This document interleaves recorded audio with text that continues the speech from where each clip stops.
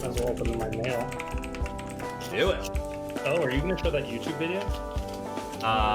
We'll talk about it. Okay. Do it.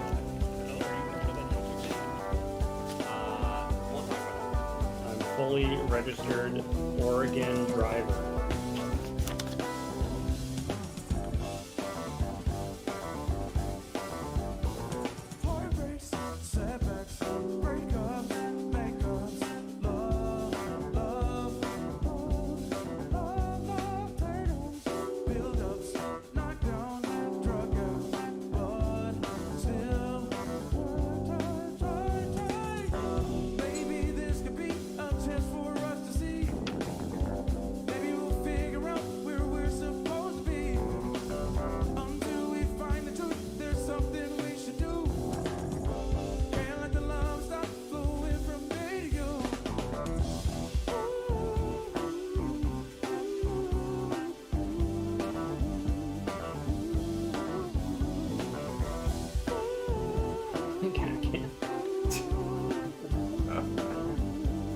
He's just straight chilling today.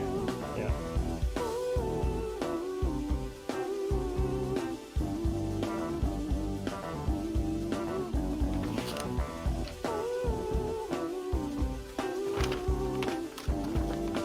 All right, what are we doing here?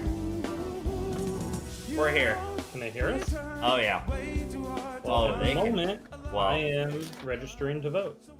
Oh, baby, in the great state of Oregon. They do voting up here too. Dude, that's so sick. I can't believe they unlocked that. That's usually behind a paywall. Should I register as a libertarian? I think you should register as Cthulhu and or Donald Duck, the classic opener, you know what I'm saying? Donald Duck, just like I'm for ducks diving into giant pits of money. No, oh, that's not Donald. That's, Scrooge what's his- McDuck. Scrooge McDuck. Jesus, know your ducks, dude. Okay, so Donald Duck is Disney. Yeah. Scrooge McDuck is not? I think that's right. It's really hard to tell.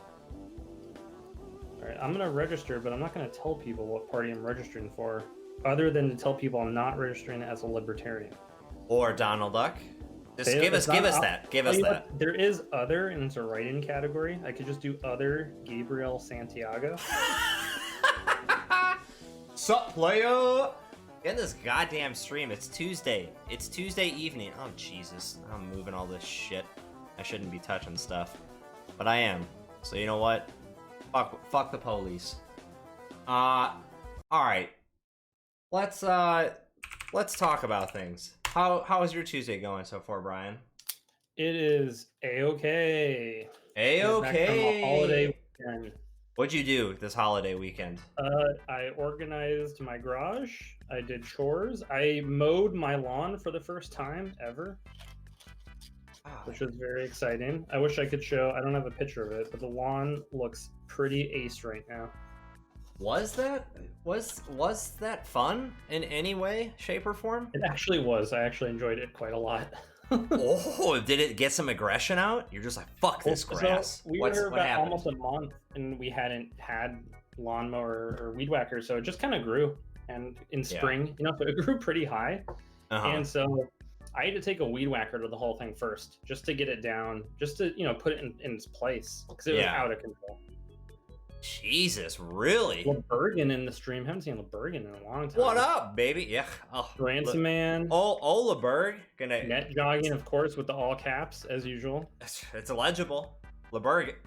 Rumor has it has some Cortez decks that well may or may not wreck us in our entire lives, which is the whole point. God damn! Why is this? Sorry. Why is this doing this? There we go. Take word. All right. Anyways, safe word. No swear words. God, what did I do this weekend? What did you do this weekend? Oh, I know what I did. Okay, so I did a couple of things. Lock all this shit in. There we go. Okay, sick. So, what did I do this weekend? So on Friday, I bought a Macintosh laptop. Because I'm gonna do some fun. First off, I needed one. So my personal laptop, the last one I had, was a 2011 MacBook Air. You Oh, fucking dude, that I had that thing same is computer. great. I had a 2011 MacBook Air that I recently sold on Craigslist.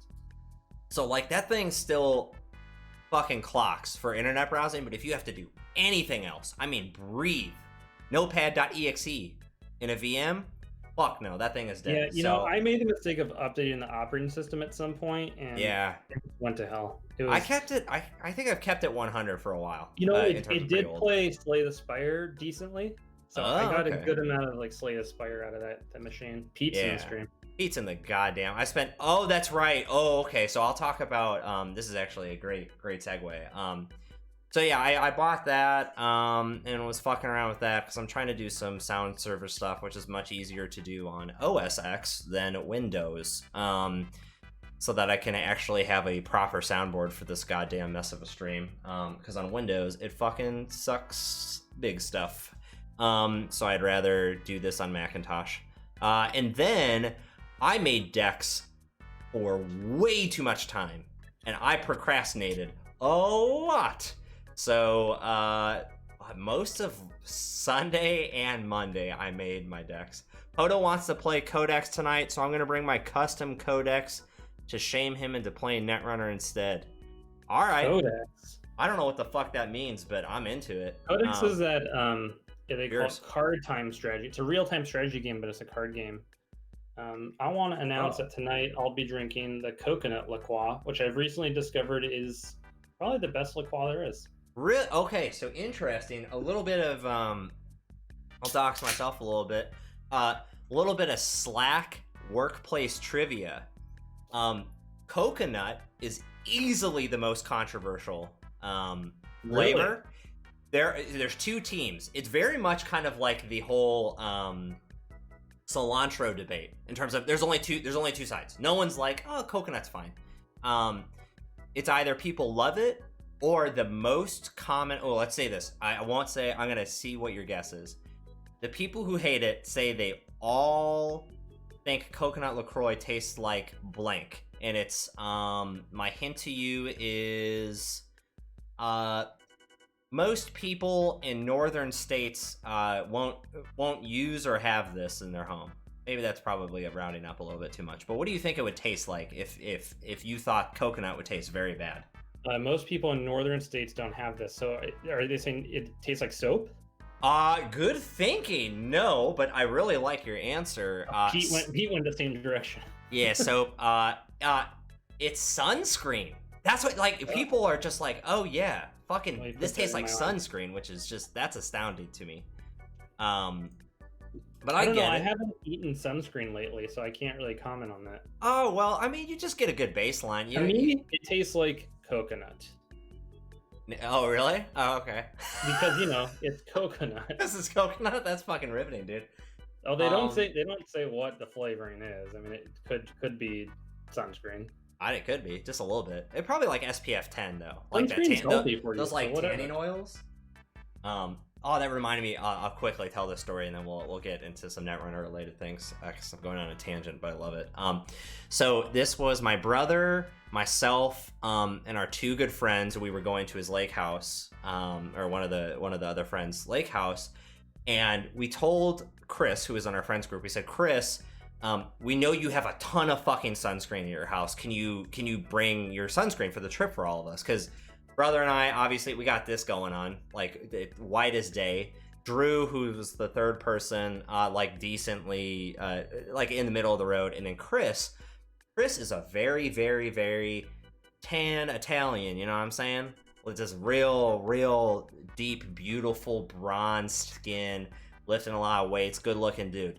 And so we're like, Chris, bring the sunscreen. He's like, hell yeah, dude. I got it. That's all good. And Chris is very responsible. He's a super responsible dude, engineer, loves CAD, very smart, blah, blah, blah, blah, blah.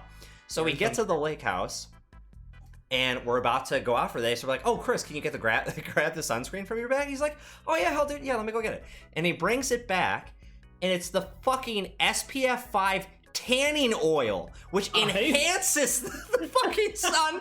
And we go, Chris, we can't use this. You can use this, but that's because your skin is enhanced, genetically enhanced. So does it actually say sunscreen tanning oil on it, or does it say yeah. It's a tanning oil. Yeah, hold on. I'm pulling it up. Tanning oil, sunscreen. Oh, tanning oil, sunscreen. SPF 5. Does that mean Yeah. it's, what does that mean? Does 15. that mean it's good for 5 minutes? Is that what the number means? No, it's... Does someone here know what the number means on SPF? Well, I know the number is it goes up and up. That's how long it lasts. Or before you have to refresh or something like that. I think that's a component of it. Like, I thought 5 so? would be 5 minutes? No, it's not like a minute thing. I don't think. I just think it's some scaled rating. Yeah, I know the higher the number, the more sun you're gonna block. Yeah, totally. Or right? I think or it's for longer. Yeah, there you go. Yeah. I think that's what that is. But yeah, we're just like, dude, what the fuck, man? You can't be. And it was totally good intentions too. Like he was just like, oh my god, I totally forgot. I'm so sorry. He doesn't know any better. Yeah. Oh, Ransom, thank you. It's SPF is 5 influence and shaper. That's absolutely correct. That's useful. Thank you. That's useful info. But yeah, anyways, this weekend I just made a fuck ton of decks for this PJ tournament. I'm so worried, but I'm so excited, but I'm kind of worried. We are going to talk about Netrunner because I could keep opening my mail here if that's what we want to do instead. I don't think we should do that. I think that as soon as that address gets on screen, that's. I mean, yeah, okay. If you want to go through Brian's mail, please put a 1 in the chat. If you don't, and just to be clear, that's what we're doing instead of doing anything else tonight. We're gonna. Yeah, we only have 2 pieces of mail, so we're gonna read like a character at a time, kind of like a big reveal type of thing. LeBergen got a 0, so nope. That's already passed. Shazner not interested in the mail. Holy shinoly. I'll give you a preview what the mail is. So it's a letter from Chase Career Member Services. It's probably just telling me that, NetJogging's interested. And then I got something about Department of Healthcare Services. That one could be juicy. That one's also a forward from California, so they might have some beef. Fuck, that's cool, man. I hope you just got some x-rays before you left California, didn't pay for them, and you're like, sayonara, suckers, I'm out. Ice Cream College, welcome to the stream. Welcome. That sounds like a great college, though. I'm totally in that. Only if you've been pre-approved for a credit card, that is the type of mail I'm interested in. Let's get some credit card points, you know what I'm saying? Okay. I don't have 2 credit cards. I could get some more credit cards going if people want. I only have people want for the stream. I'll open 11 lines of credit. Yeah, I only have 1 credit card, and it's fine. Yeah. Or I guess technically 2. So I have 1 extraneous credit card that I actually use as for making purchases. I have a debit ATM card that is also a credit card with my bank, but I don't use the credit part. It's just there. Are you getting points from one of these? Oh hell yeah! So actually the green screen I bought with some of my points. There you go. Yeah, it's great. I just got to use my credit card points on Amazon, so I was like, yeah, I don't think about it. It's fake money. It's all fake money anyways, all the way down. But all right, so here's the deal. So, God, I don't know. About the HOA and lawn care in the chat, just so people watching on YouTube later know what's going on in our chat room. Oh yeah. But okay, so I had to make obviously a fuck ton of decks this weekend. It was exhausting, but I loved every minute of it. I'm super hyped. Why did you and Pete have to do that? Because Pete and I are going to face off against each other for money and, more importantly, irrelevant internet points so that we can make some custom rules for a game that we want to play on the internet and or in person, get everyone behind it, have a sick tournament, and then keep doing it over and over again. Forever, yeah, 5 ever. But, okay, so here's the deal. Here's the order of operations for tonight. Number 1, we got to sort out these PJ details. We got to get... So we drafted IDs last week. So Peach, PJ, and I each got there. See, it was there. It was a sandwich. So Peach and I each got 5 IDs on each side. I'll cut that off. I'll cut that joke now. We each got 5 IDs, runner and corp, and then we had to make decks for 4 on each side, leaving one of the IDs out. Tonight we'll find out exactly what IDs we each picked. Then we will randomly pair those IDs against each other. And then over the next Thursday and or 2 Thursdays, Pete and I will play those games, record them, and then you and I will either commentate them off stream or on stream if people want that. I think that would actually be kind of fun just to see how you and I do it. at least because that's how we all started. I was actually talking to someone at work today about how you and I started like 3 years ago, and you were just like, yo, you want to commentate these videos via a Skype call? And I was like, yes. And then it got out of hand, and we were already there, and we just kept doing the thing over and over again. Well, those videos used to take a lot of effort to, even though I didn't do such crazy post-production like other people did, but it just is very time consuming. Yeah, it's not quick. So, you know. And all of this is for the CTZ MWL. Did you mention that? Yeah, oh, that's what I'm quickly getting to. So the whole idea here is that the way to have this functional face-off is like a great kind of way to test out this modern format or modern most wanted list, whatever you want to call it. Trying to link it to modern and Magic, I guess, is the easy example. And the idea is we want to bring back some older cards or banned cards. We want to make more banned cards, less restricted cards, and generally trying to make a wider format here. So after we do the ID breakdown, I actually been thinking about this a lot in the last week or so. So I actually want to introduce and discuss some potential changes with it. I'm going to wait just to hear people out, and we'll discuss it in chat, blah, blah, blah, blah, blah. And then we'll get to the good. I just want to make sure that we actually have people. I already know a couple people have confirmed that they have decks ready to go to destroy us. I just want to figure out the sides in terms of if they made runners or corpse or not, / if people want to make those right here and now. That's totally cool. While you and I make some modern corp and runner decks and play them on stream. That's it. That's the itinerary. So maybe if you have a deck prepared, just in chat, type Dairy Queen Orange Creamsicle Ice Cream Cone. If you type that, we'll know that you have a deck ready to go. Yes, and I have 2 ideas. Oh yes. So the Pete Dex and I, they're locked. They will not incorporate the changes that we potentially talk about tonight. I just wanted to get those out there to get some initial thoughts. But other than that, let's fucking get into this. Okay, so hold on, I gotta switch the music. Okay, so let me switch screens to name of game. Okay, so we're on here. Kumar, chill. Just get in the cat bed. You want to go to the cat cam? I can't. No, he's not there. He's just meowing for no reason. Yeah. Bro. Chill out. Wow, what an animal, literally. Okay, so here's the idea here. There's actually a fun little thing we're going to talk about after these. So we're going to go through the IDs, and then after this, at the end of the stream, we'll be posting a link to a Google Doc or Google form that PJ set up for us. Thank you so much, PJ. And we're going to get a little bet runner going. So the idea here is you make your wagers on who will win what matchups or how many matches. We're going to figure out the details in just a little bit. And the winner who correctly guesses the most, or is the most correct, I don't know, you will get a sick prize that I will figure out, / you and I can figure it out together. Or we'll do some fucking Bushi in the goddamn stream. Bushi's in here? Fucking, they let him out of jail. That's really great news.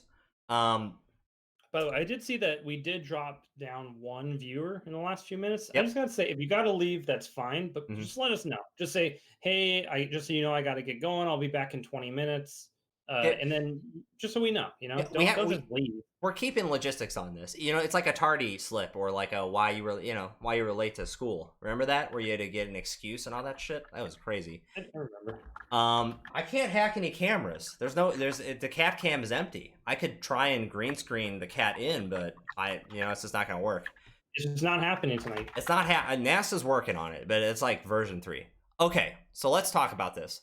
I do not know what Pete picked in terms of IDs. Brian, I do. Yeah, Brian does though, and I'd like to talk about this. Oh, it went back to 17. Perfect. That person was like, "Oh, sorry, that was just my internet disconnecting."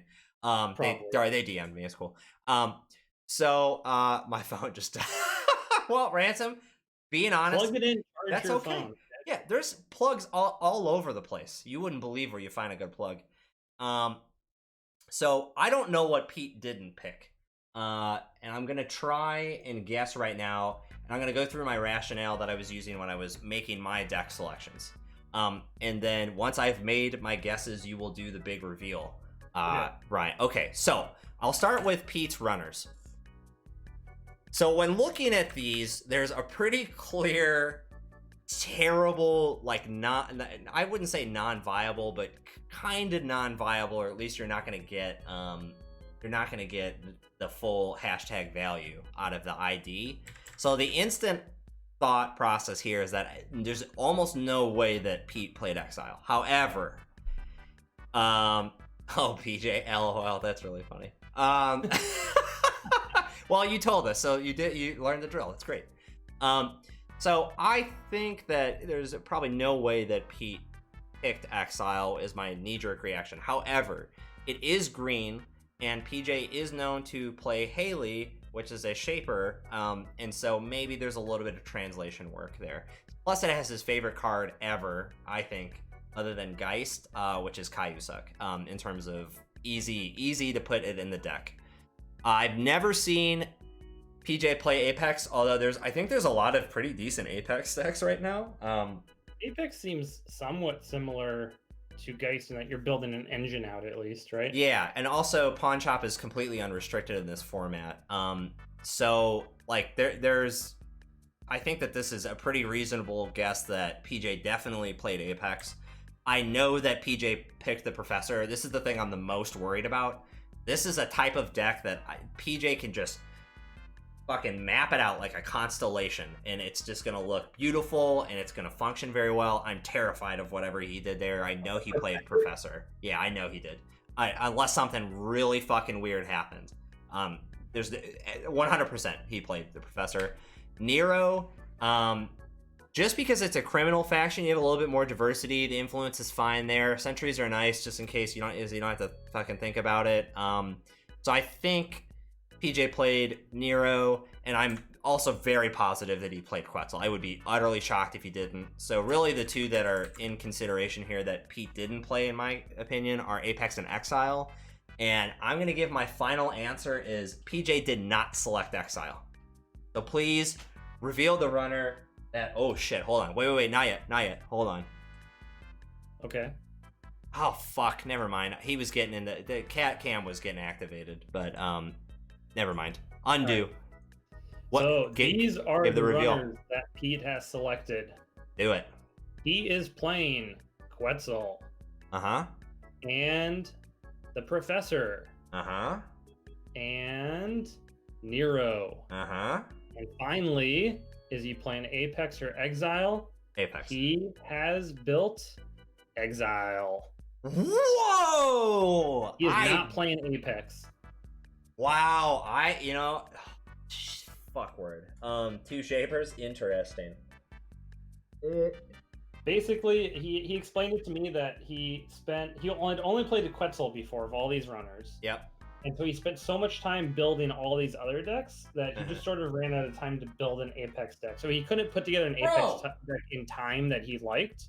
Yeah. So he decided to pass on Apex. I think it's a questionable decision, but he made it and he's committed. That's great. I'm into it. You know what?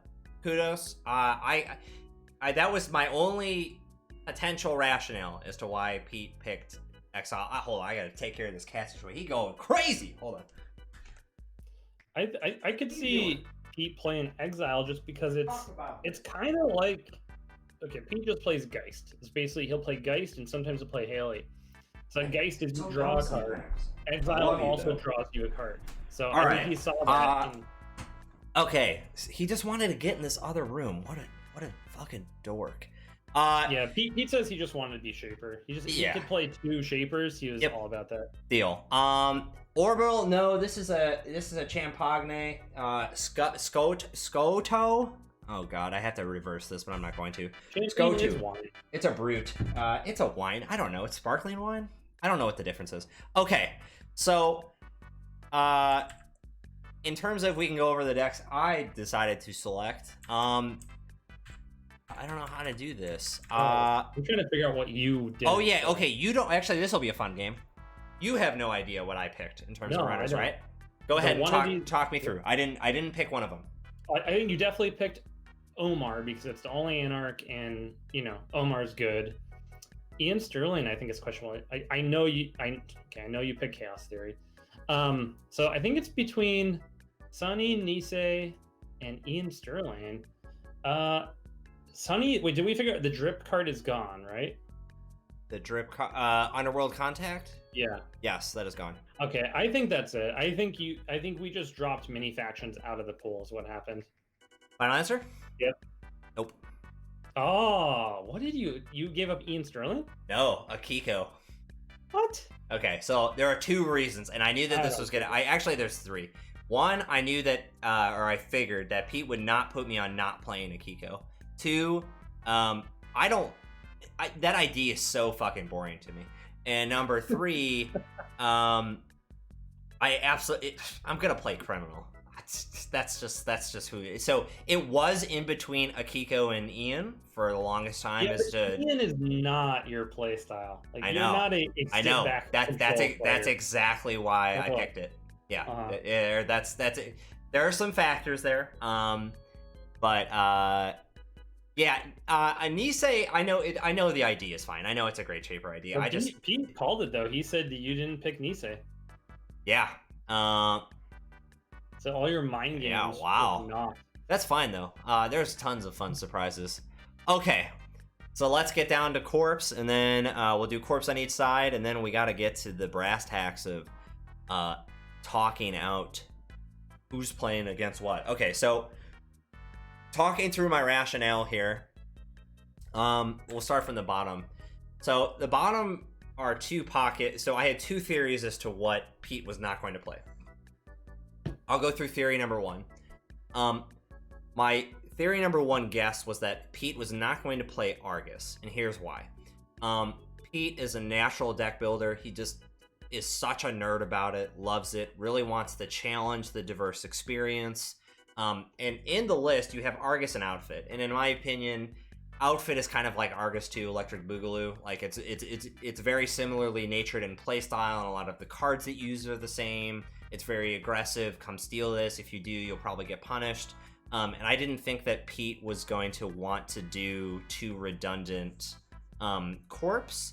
So I would argue which one is worse. I think Argus is just straight up worse. Not by much, but I think that Argus is definitely worse. It's a lot better now that Employee Strike is gone, and that, but it took a hit with GFI leaving the pool. So I think that Argus was my first guess, and then my second was that Cybernetics division. I think Pete has absolutely no experience. I think Pete isn't particularly interested in HB that can't do asset spam. I know that he's an asset spam boy a lot. The two I was considering for use case number two was between Cybernetics and Biotech. I think Pete wants to do some really weird shit with Biotech rather than Cybernetics. So those are the two fan theories that I have. So effectively it's between Argus and Cybernetics in my opinion. And I think that Pete chose to not play Cybernetics in the final situation. That's my logic. All right. Pete has chosen to play. So you said Cybernetics is what he chose not to play. Mm-hmm. So he's playing Biotech. Yep. He's playing Making News, of course. Yeah, I knew that one. Yeah. He's playing Argus. And he is playing Cybernetics division. Oh, interesting. All right, so please read the note. Yeah, so basically you were looking at this in the wrong way. So he said he chose this whole thing as a deck building challenge. Yeah. So he's played the Outfit recently a few times. Okay. And so he took that out of the equation just because he hadn't he had last played Argus in 2017. So he wanted to build Argus, and I don't know if he's played the other ADs. So okay, cool. All right, yeah, that's very reasonable. I figured that the whole redundant thing might be some theory on that. I'm surprised. I actually no, I'm not surprised. Now that I think about it, I think I just had it flipped. I was thinking about it in the deck building aspect, but then also adding in the power level, or at least the interpreted power level. But that was wrong. So all right, sick. Let's go over yours, and I'll tell you what you all should have done if you were playing off. Oh, totally. And all right, Outfit is gone. All right, we got one more to go through. Brian, talk it out. So you got Next Design, Replicating Perfection, Sync, Builder of Nations, and how do you pronounce that one? Saraswati. Saraswati. All right. I think you kept RP because that's one you appreciate a lot, and I think you kept Sync for the same reason.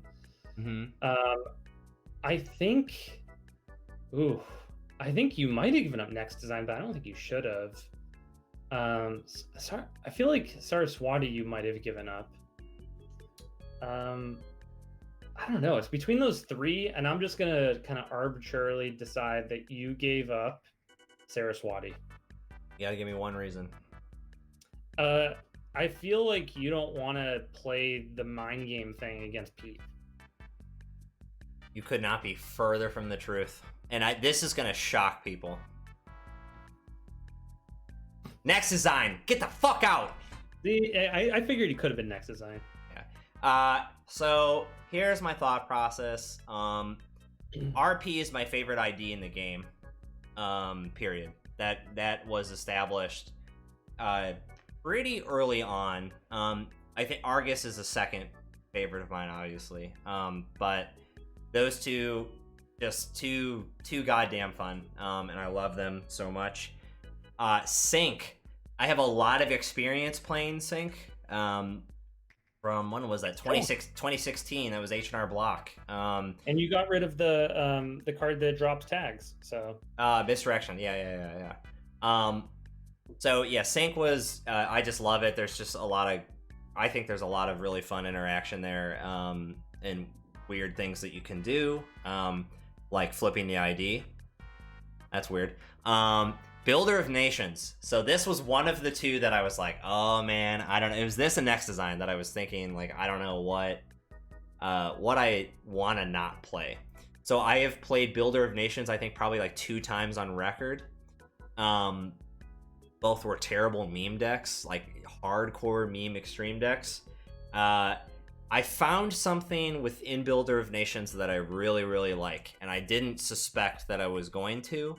And I will say this, I have not really seen many Builder of Nation decks even attempt what I'm trying to do in here, and I'm really excited to actually commentate this Builder of Nations game, regardless of how it happens, because I have an interesting theory about how this ID should work.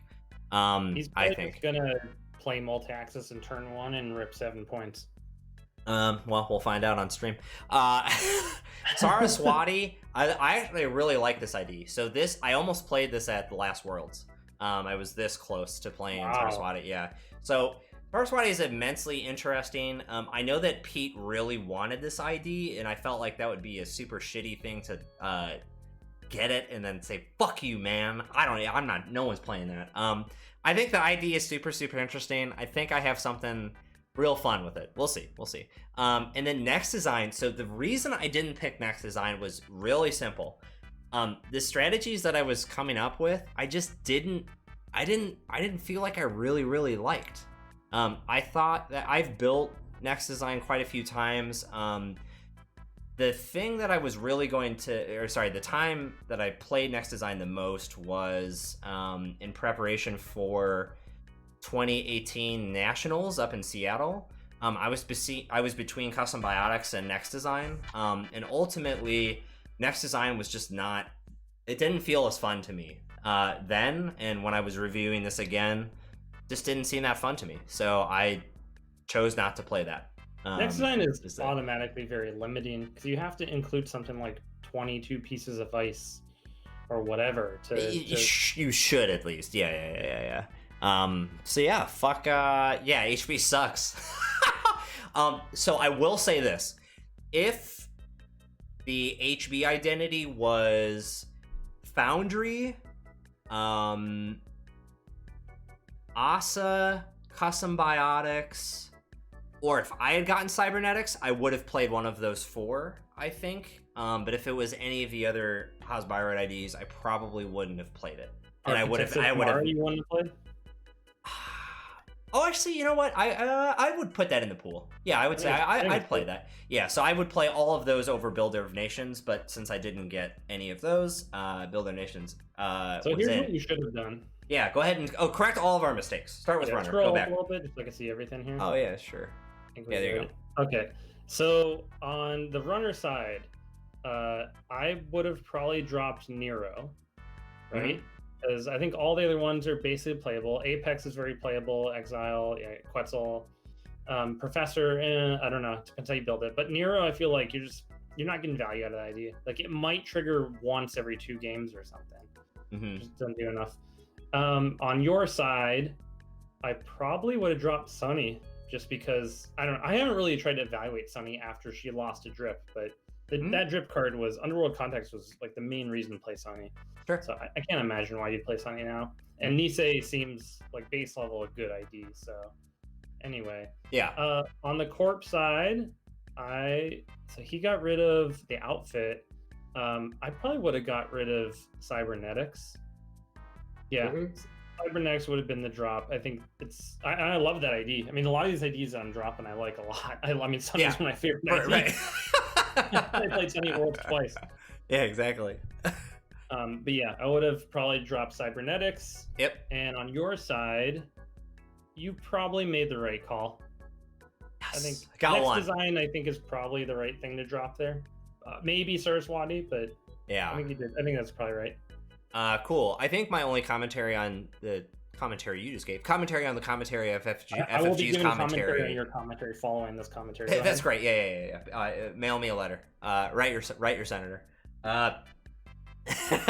So the only thing so if I was Pete, I think I would have played Apex over Exile, and the main reason is that I think Apex actually has a lot of native cards or easily accessible cards that can fuck up weird strategies of Corpse, which again, you're facing me, so I'm going to be doing some wacky oddball stuff. I don't really care about winning in sheer power level. I care about winning in cool fucking weird ass ways, dumb nonsense. And of course Pete knows this, and I'm not saying Pete doesn't, but I think that Apex is like Heartbeat is a great card where you're preventing damage. Hunting Ground is a great way you're getting rid of around encounter effects. Things Apocalypse is just Apocalypse. Like there's a lot of cards that you get natively in your faction that can deter really weird fringe, or not fringe, but like more non like just like glacier scoring strategies. So that's my only commentary there. But yeah, fuck, this is sick. All right, I'm super excited. This makes a lot of sense. Okay, so we need to decide the matchup. So Brian, do you want to talk about yeah, I know you got good memes, Pete. As much as you are a math boy, you got some fun in you deep down inside.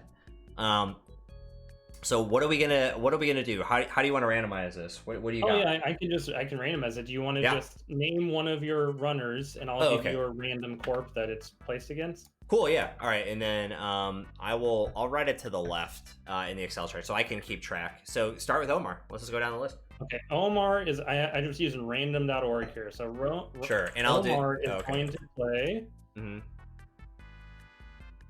Making News. Making News. Interesting.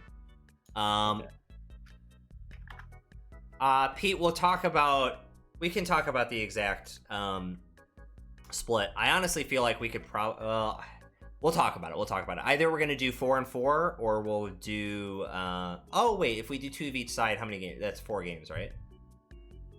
Yeah, 1, 2, 3. Yeah. So that's 4 games in Netrunner. That's probably good. Yeah, we'll probably do 4 and 4. What up, Michael? We're just figuring out sides now. Cool. All right, so Omar's playing against Making News. Not what I was hoping for. I was really, really hoping for the Sunny matchup there, because it just straight counters the ID. But I did not get that. That was a 1 and 4 though, right? Yeah. Oh yeah. You know, there was. I didn't go your way. Not saying that it was statistical. Okay, let's keep it going. Let's start with Ian is going to be playing against Cybernetics. Ian Sterling is playing against. All right, let me just fix some stuff. I'm putting them up in matchup tabs. Oh, okay. Okay, cool. What up, Steven? Mr. Ebri? I don't know. I'm stuck here though, and I can't really get out. Similar to a kid in the Charlie and the Chocolate Factory. All right, so Ian's playing against. You said who? Cybernetics? Yep. Interesting. Okay. These matchups are not going like I thought. Keep going. All right, next up. So we got Chaos Theory. Yeah. Chaos Theory is going to be playing Argus. Okay, that's fine. Which leaves Sunny for Bio. Yeah, okay. Biotech. All right. Okay. Pete, if you need repeats, let us know. But we could just also just rewatch the stream backwards if we really had to do that. All right, let's keep going down the list. Okay, so we'll start with Replicating Perfection on my side. Okay, RP is going to be playing Exile. Oh, that's a smash. But we'll see on that one. All right, continue. What, Sync? Yeah, Sync's next. Sync is playing Nero. Sync is playing Nero. It's kind of funny considering the main sentry you got there is Data Raven, so Nero can jack out against Data Raven. Oh, weird. It's like that's on the encounter ability. Okay. What do we got? Builder Nation? I see. Oh, thanks. Thank you, Pete. Matchups. Okay. I'm done. Builder of Nations. Oh wow, this is so professional, Pete. God, Professor. You're so sick. You said Builder of Nations is playing Professor. Okay. These matchups are crazy town. I obviously this is all random, but I just didn't think about these particular matchups at all. Anyways, go on. Well, that just leaves. Yeah. Oh, that's just right. Okay. Yeah. Okay. Interesting. Okay, so God damn, this looks so profesh. Pete, God, you're so good at your job and your hobbies. This is fucking crazy. All right, so this Thursday at Gamescape. I actually like this. This is a good camera shot. It's I'm envisioning what's that Adult Swim or just late night Cartoon Network, it might even be that old, the talk show with the superhero who's the host. You know what I'm talking about. Yeah, Space Ghost. Yeah. The reflections on the glass right here in combination with the green screen remind me of the animation Blur in that show. Plus we're doing some talking right now, so that makes a lot of sense. That was this roundabout thing I thought about. Non sequitur. All right, so yeah, the big screen. So Omar versus this is what we're playing this Thursday. Omar versus Making News. Ian Sterling against Cybernetics Division. Replicating Perfection against Exile, and Sync versus Nero. Interesting. Oh man, this is gonna be fucking hype. Oh man, this is cool. This is super cool. And then people make calls here. Oh yeah, so we'll talk about that in a second. And then the second is Chaos Theory Argus, Sunny Biotech, Builder of Nations Professor. Damn, that's okay. I'll call it now. Builder of Nations Professor is gonna be the most intense match, I think. I'm unreasonably terrified of Pete's Professor.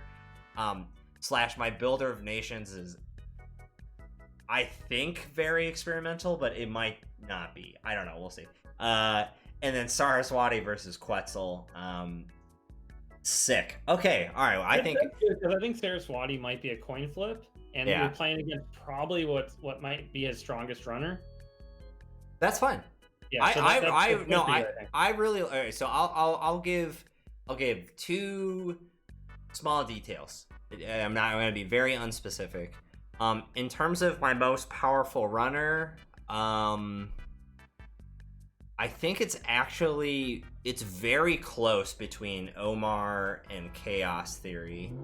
And then my most powerful corp is definitely Replicating Perfection, which sucks because that's pitted against Exile, but the Exile deck just might blow me out. But that's my initial meta-analysis, is that I'll win as RP over Exile because I think that's my most powerful corp deck. And runner, I think that it's a toss-up between a couple, so we'll see. But anyways, speaking of predictions, that was why I was saying that. I knew I had a segue. So we're gonna be doing Oh, so Pete says Argus is his best, but I'm so fired up about my other corpse. It's really funny. I'm usually really, really fired up about corpse more than runners, but I like the runners I made. I think there's some CTZ-ness to all of those. Some real creativity. We had to dig real deep. I definitely spent at least 2/3 of the deck building time on runners rather than corpse. 100%. Corpse just Corpse are easy. You just put 17 ice, hedge 3 fund, GFI. Can't do that. That shit's gone. Can't. That's a more complicated decision now. But yeah, we'll have to see. Okay, anyways, in terms of betting, so at the end of the stream, we'll be putting this in StimHack on Facebook, Children's Card Games, if you're in that one. We will be putting up bet runner sheets. And the idea here is, I believe, the idea is to collect predictions from everyone of who will win what matchup or how many wins. And then the person who's the most accurate will get a sweet prize that is a Netrunner piece of memorabilia. That is all I will say about the exact prize. We can talk about shipping and yada, yada, yada.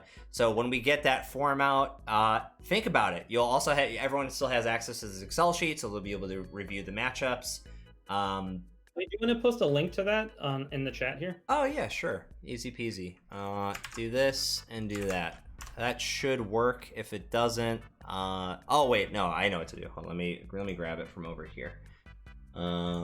Spirit of Roseville, copy. Actually, don't do above, and then there we go. That's your easier list to get to the Excel sheet. And that's it. Those will be really fun. We hope y'all fill them out, and let's do this thing. Okay, so, quickly. I wanted to talk about this. Okay, let me pull this up because it just is, it's seemingly so weird to me that this came out of nowhere. I want to do a quick 10-minute meme review, because I really align with this meme, and I think this chat will also align with it. So this became popular this week. Jesus, that's too big. Hold on. Get that down in there. So go back. Yeah, I'll see you Thursday, PJ. So who remembers having, okay, first off, who did you have a birthday party at a bowling alley, Brian? Let's start there. Let's start simple. I'm sure I must have, right? Because my mom actually worked at the bowling alley for many years. Fucking sick. Yeah, I remember having a birthday party at the ice rink, but I've been to the bowling alley many, many times. All right, good. So I remember growing up, and I had exactly one birthday party at a bowling alley. And then my other most memorable one was I went to a friend's birthday party, and they had a fun challenge that was the first person to get a strike gets a prize, which I thought was pretty advanced tech for a birthday party, like making it competitive. That just transitioned right into GoldenEye, et cetera, et cetera, et cetera. I think it was my second. I almost said second at bat. That's exactly how much I know about sports. I went up and I was like, "Fuck this!" Just threw the ball in the worst, like awkward, chubby, nerdy 8-year-old way, like, eh! And it just like hit each one of these fucking bumpers and demolished it. And I was like, please give me my prize. This is sick. And I got a chess reversible, also checkers game board with all of the corresponding pieces. And it was one of those fancy boards that like closed in half. Yeah. That was fucking sick. Pretty good prize. Yeah, it was pretty. Yeah, for $0 entrance fee, great tournament, huge upside. If you're one of those poker nerds, plus EV, I believe is the phrase that y'all say.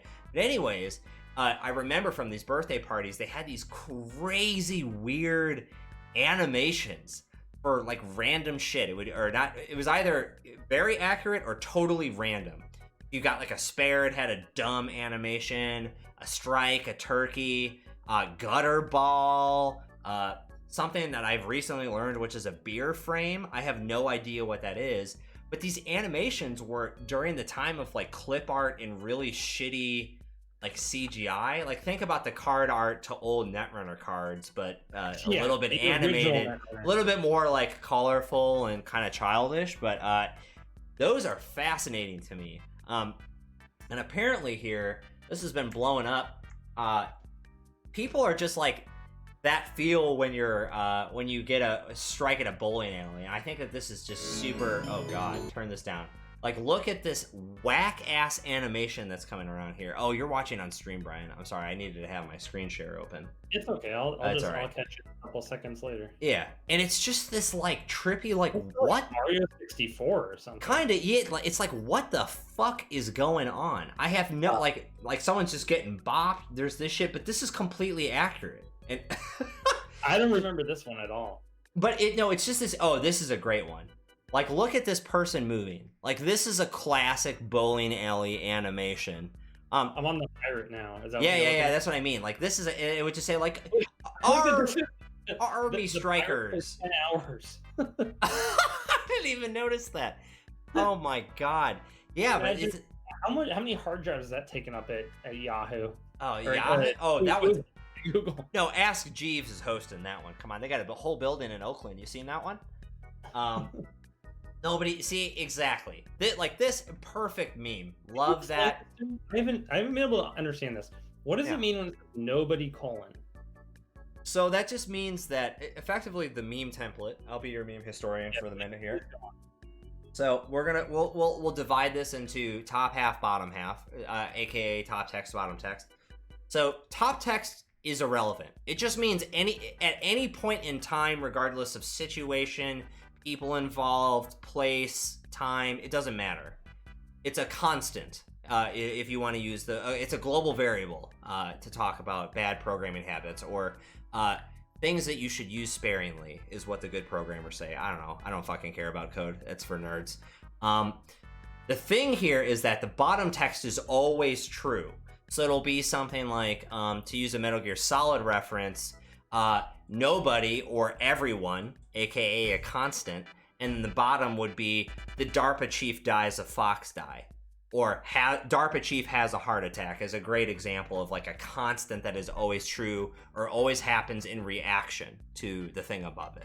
You definitely lost me. Perfect. Is it just kind of nobody is saying nothing? Is that what we're saying right now? Yeah, nobody. Yeah, exactly. So the idea here is that there's no prereq. No one is saying anything, and then this always happens. Do you understand this? I understand that nobody is saying nothing. And then the screen at the bowling when you get a strike is this pirate dude. Right. So this thing always happens regardless of what is ever up here. That's what this is trying to illustrate. Is that is so confusing to me. I still mostly don't understand. But okay, I think that's what we're gonna get tonight.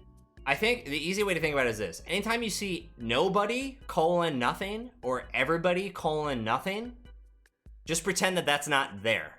It's fucking gone, and it just says. Why do they include it then? Why can't it just not be there? Because there's a niche of memes that specify things. So, like as an example, like this is a very easily an attackable target. I'm not trying to bring any shame, but it's an identifiable thing. Let's say the top said, "People at dinner, talking," and then it says vegans, oh, hey, by the way, did you know that I was vegan? I've been vegan for 2 years. Blah, blah. You get it. Like, that's the idea, is that, like, you're getting a little bit more specific, but it's always true regardless of situation. Like, the joke is, if you don't know a person's a vegan, they'll let you know within a couple of seconds, being the, like, mainstream and, right, relevant example. So the idea is just trying to broaden this as much as possible. You know what I'm saying? Kind of. I still don't understand, but I understand what you're saying. So let's try this. This is a simpler meme. This just says bowling alley screens when you get a strike. This will be a little bit easier. I'm still in a little bit of delay. Oh wow. Now I got it. Yeah. So like this isn't a real one, is it? No, it's just trying to. Yeah. Oh, yeah. Okay. We might have some more educated some viewers here. Let me see what we got here. Big Fleet, explaining jokes is tough. Yo, fucking talk. That is preach, son. Mr. Calvert, I thought the implication is that you need to say so little prerequisites to say the thing. Right. Nobody is saying it's a constant. There's the idea that explaining jokes is tough. Yeah, like if it needs to be explained, it's not a joke. I think you can't explain why something's funny, but you can explain conceptually why it makes sense. Sure. And that's where I'm having a problem. I don't understand the nobody thing. It's not that I disagree that it's funny. I just don't even understand it. Perfect. Let's try this one. Is the last one. Give me it. Oh, this is a great example. I have no fucking clue what this character is, but this is completely I just bowled a strike at a bowling alley in 1998. No, this makes sense to me. Yeah, okay, all right. It's the thing, the T pose, you know? Oh, look at this. Okay, this is another good one. Oh man, these I relate with this so much. Like for me, it's just so automatic. It's the overly glossy kind of look on this thing. Like they just figured out how to do that. Yeah, exactly. Yeah. This was the first person to figure out how to animate clipart.com, and then got paid an inordinate amount of sum because no one had an idea about this in 1997. Like this is just fucking crazy. But there's all these memes with Kirby and Tanak. If you don't know what Tanak is, or I'm saying that wrong, sorry, you need to adjust your life and you need to get into some Halo 3 Xbox Live gaming lobbies back in 2008 would be or 2009 would be the approximate timeline there. But all this shit is just so accurate. It feels good. I love it. It satisfies my soul, and that's really it. It is the TLDR of the Incredibles. So great. Yeah, for fucking real. Yeah, see, right here. There we go. Oh, yeah. This is a little bit extreme. But, oh, man, that's so sick. Like, the entire basketball team forming a single basketball player to slam dunk like a Power Rangers robot. Into a skin backboard. Exactly. I just fucking identify this. The meme, I looked up beer frame. I don't know what the beer frame is.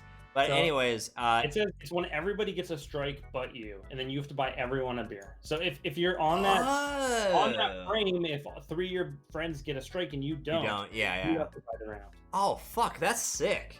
Well, let's see. I have it lined up because I have the Brunswick OG. Oh, actually, I should just do this because I'm a technology pseudo wizard.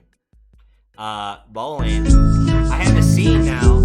I'll bring this up appropriately, but I rigged it so someone recorded every Brunswick triggered scene from bowling alleys. You can probably see this now on Twitch.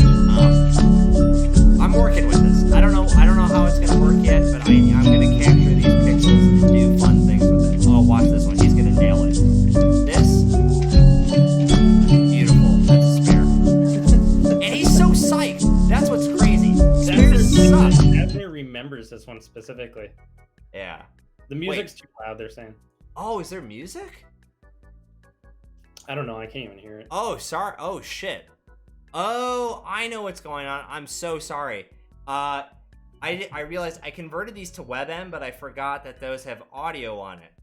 My bad. I am super sorry. I didn't realize that. I tested it and didn't hear any of it. That's because I have that shit muted. Apologies. That won't happen again. Say the rosary tonight. Say that again? Say the rosary tonight to apologize to God. Can I do 3 Hail Marys? Said? Yeah, and an Our Father. Sick. That's way less than the rosary. You're an idiot. You're not a good Roman Catholic. I know that the rosary is a lot more prayers than you, and I just... It takes like an hour, unless you're really good at it. It does take a long time. Shit. Fuck. Oh, I feel so bad about the intense volume. Okay, anyways. So, let's get into this. Let me re-switch this. Context switch. Context switch. Bop, bop, bop, bop, bop, bop, bop. Okay, so let's bring this back.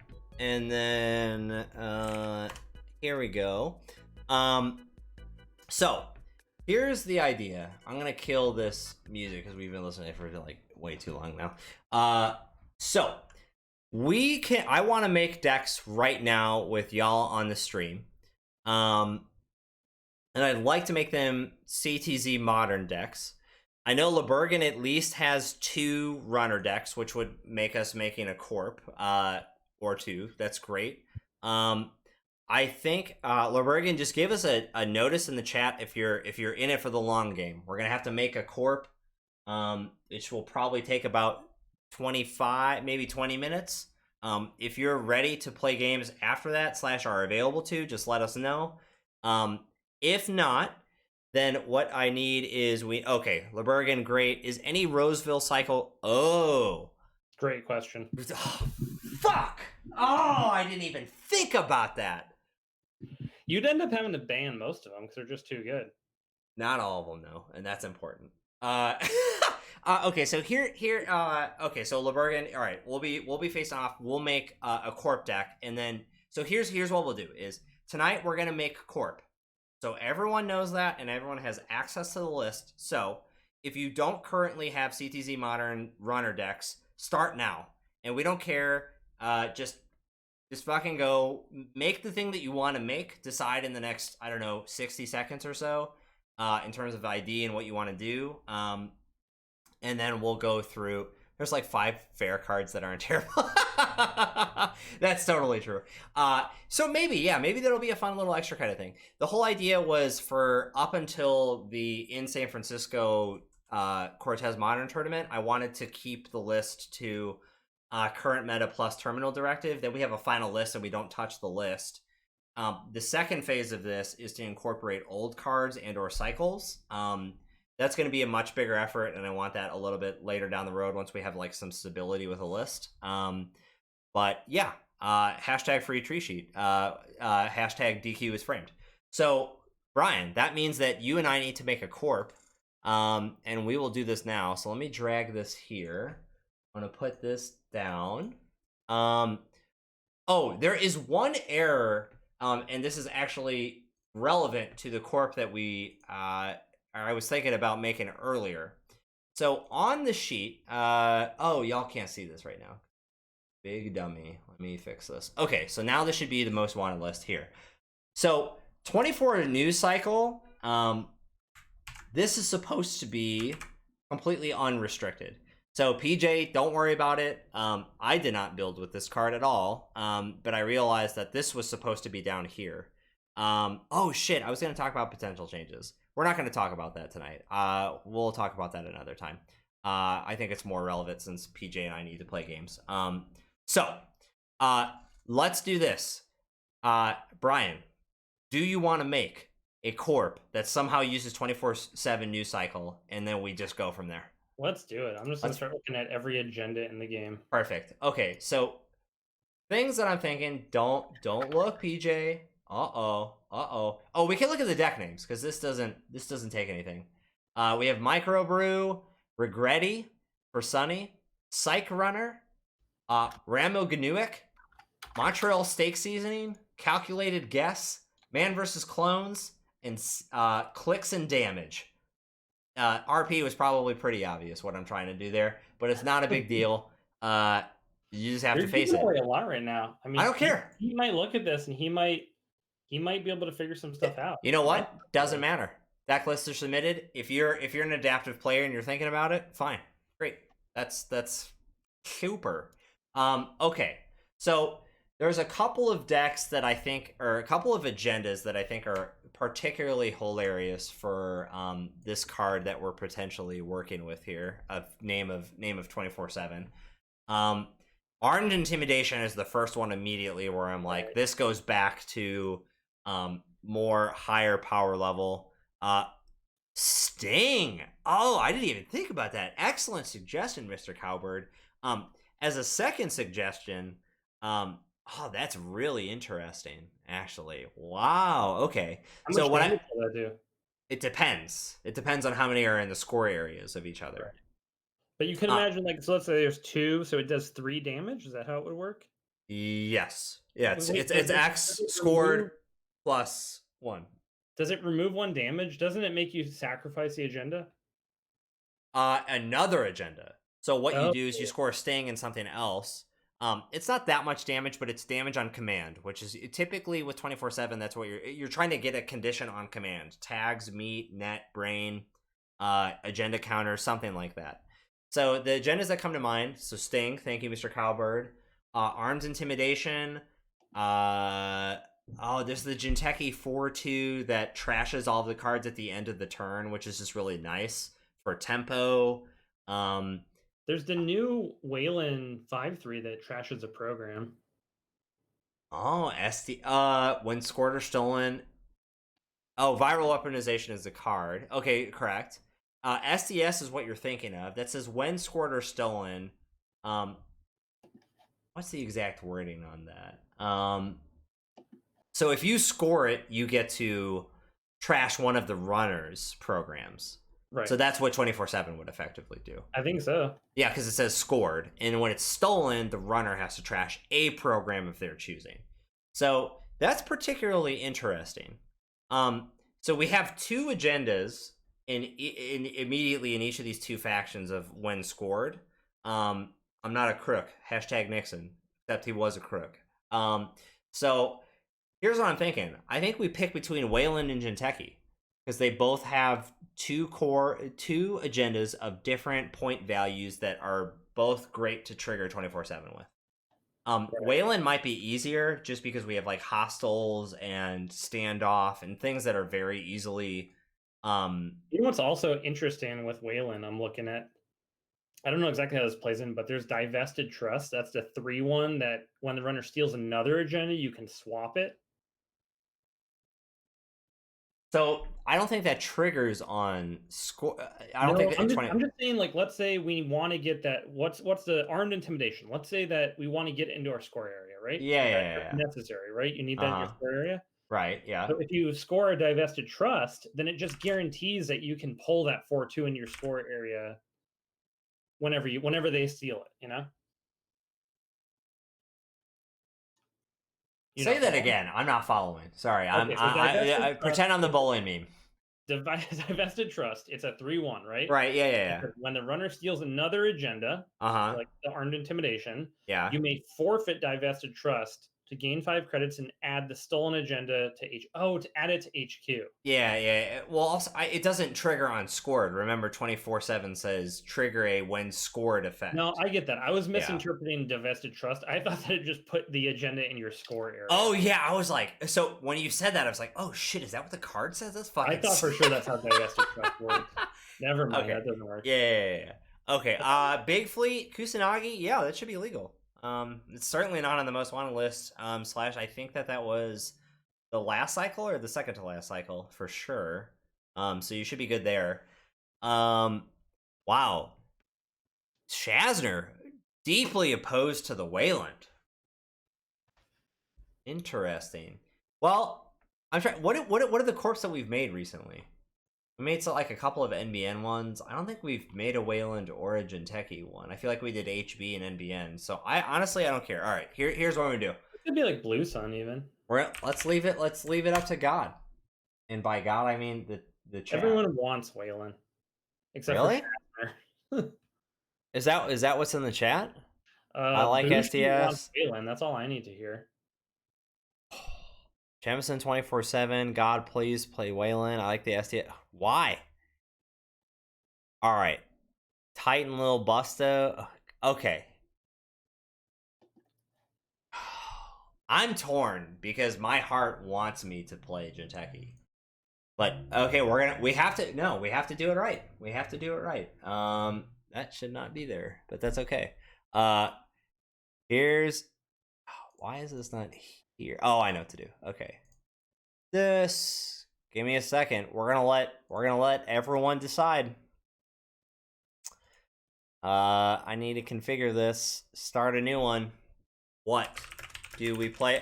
We'll do both. We can do both, but let's figure out who's going first. We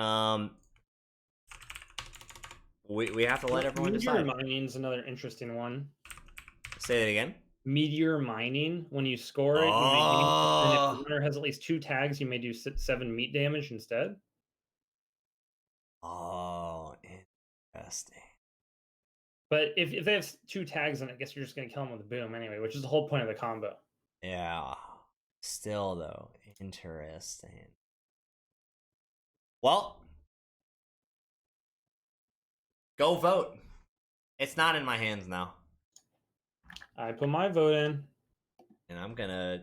Oh, I can't. Oh, you and I are on the same account, I think. So I don't know if I can. I stole your vote. Oh no. I think it's by IP, so we're good. I voted. All right. We could always do Philotic if we go Jinteki. Well, that's just another one. I mean, we have many. What's cool about both of these factions is I think there's a lot of viable agendas on both sides. Wayland's winning. What the? It's over. Really? Oh, that's only wow.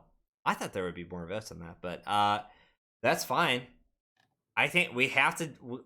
Wow. Okay, hold on. This was so close, though. We could play standoff. Just for fuel. Okay, hold on. This has got to be okay. All right. Here, what do we play? We're gonna crank this up. We're gonna make the temperature real hot in here. We're turning up the AC, or sorry, turning down the AC. It's gonna get hot and steamy. Yeah, we're re-rolling. That wasn't long enough. What? It was 30 seconds. I don't think people noticed. The vote happened. You're gonna override democracy? No, we're gonna prove that democracy is right. 60 seconds. It's there. I'm voting the exact same way. Me too. Same. Great. See you in hell, motherfucker. I bet we get at least 4 more votes on this time. Yeah, I don't know. Kevin's voting Wayland, so that's skewing things my way. Just click the thing on the on-screen display. NASA solved this. It's just a vote. It's just a vote. I'm not asking for your social. Type your password in the chat. Twitch has a new feature where it replaces all your characters with the X. Oh, why is this not? Well, only 9 votes. Okay, we need again 100% of people voting. That was what it was before. If you, I think if you're on an iPad or some kind of device like that, the vote it might just be web browsers. No, see, no, this is true democracy. It proved itself again. Wayland got 1 more vote, and that made the divide that much bigger. That's, you know what? That's class participation. Clone high poll. All right, we know what we're doing. So let's talk this out. Oh, can't vote on mobile. Oh, damn, that fucking sucks. Okay, well, I'll fix that in the future. I will just make some dumb vote app that should be very easy. All right, so sorry, folks. We're going with Wayland, but let's talk this out. Everyone, what are we gonna do? What's the ID? So yeah, Argus seems the most fun to me. / it's kind of PJ20 CTZ related. Argus makes sense because you're going for a Wayland kill. I'm watching the stream on a modded Nintendo GameCube. Mr. Cowbird, I honestly have no idea who you are, but that comment alone, I'll let you in the nuclear bunker. When the bombs go off, you just say, "I'm the Cowbird." How does the GameCube support Twitch? You know what? It doesn't matter. Don't look into it. That's just like, doesn't that have the hardware of a calculator? Oh, have you seen the GameCube keyboard controller? It's actually real, and I've seen it in person. It's like this big. It's like a keyboard with literally 2 halves of the GameCube controller. It's not any more complicated than that. Yeah, sorry. Votes should count in the chat. I agree, but I don't know if that's even more though, because there would had to have been 3 Jinteki votes. It's Wayland. Just get over it. It's over. It's fine. We'll make it Mimi. Okay, so between Argus, Blue Sun, maybe the outfit. I don't think Blue Sun makes much sense here. I honestly, I like Argus. I think it's just because you have to score that 4-2. So? Well, it makes it easier if you can, res a giant piece of ice and bring it back. Right. You only need to score the 4-2. So you don't need to build a whole remote server. You just need to put down a giant piece of ice, res it once, and then summon it back to hand. Yeah, totally. Yeah. Oh, oops. Ransom Man said something interesting I don't understand. Meteor mining in Jemison. Sack your false leads after a hard-hitting news and put the advancement on meteor mining. That's crazy. Okay. I'm going to click Argus Security because I think that's the ID we're going to play. Okay. But let's read this. Okay, meteor mining. When you score it, what is... I think it's good. We didn't bring back false lead, but is it in the pool? Let's see. False Lead's dead. False Lead is No, gone. it's God gone. damn, that's a sick agenda too. Yeah, it's a good card. Yeah. Okay, so let's figure out the things that we could do. Armed intimidation is one. Put in standoff. Broad daylight is one. Standoff is one. Show of force is interesting. SDS is one. Show of force is one. So we have a lot of options, which I like. Like that to me, that's slightly more important that there's some stuff going on there. 24/7 armed intimidation is the easiest, most try hard one. 5 sure. I don't think there's anything else that we super want in terms of scored. The two that are the most interesting to me, if we do broad daylight, we should absolutely switch to the outfit. Which it kind of is sick. Just like on command, fuck you. Michael says that he played with False Lead in a store championship this year when the card wasn't even legal. Oh, If we didn't know about it, it didn't happen. You know what? Fuck. I kind of want to make a broad daylight deck.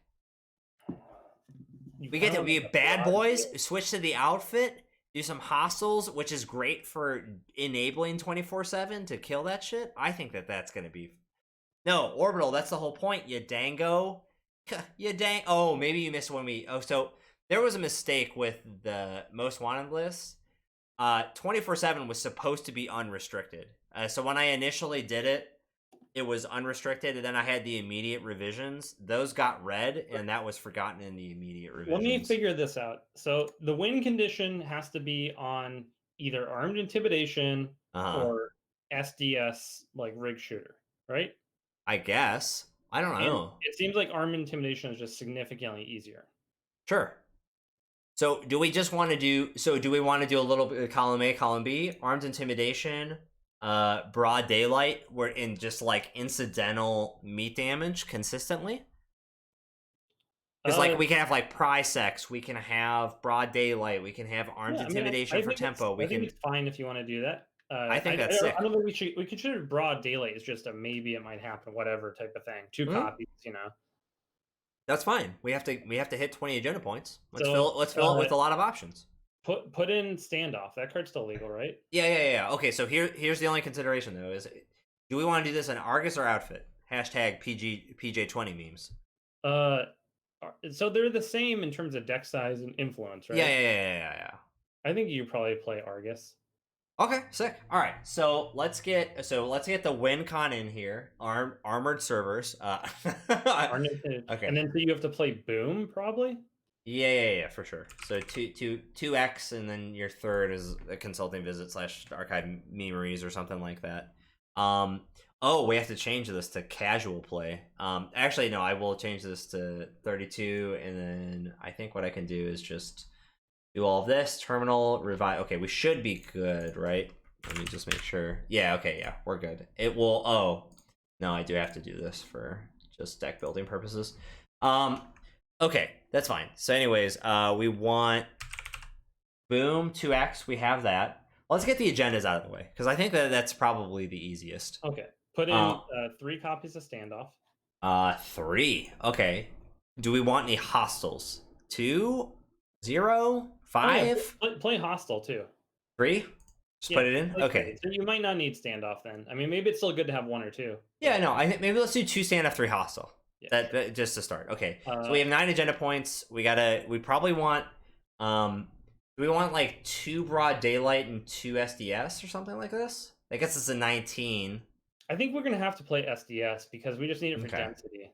Okay, cool. So we're Argus though. So remember, like, we're introducing a lot of bad decisions, and remember the standoff doesn't count as towards their victory points. Right.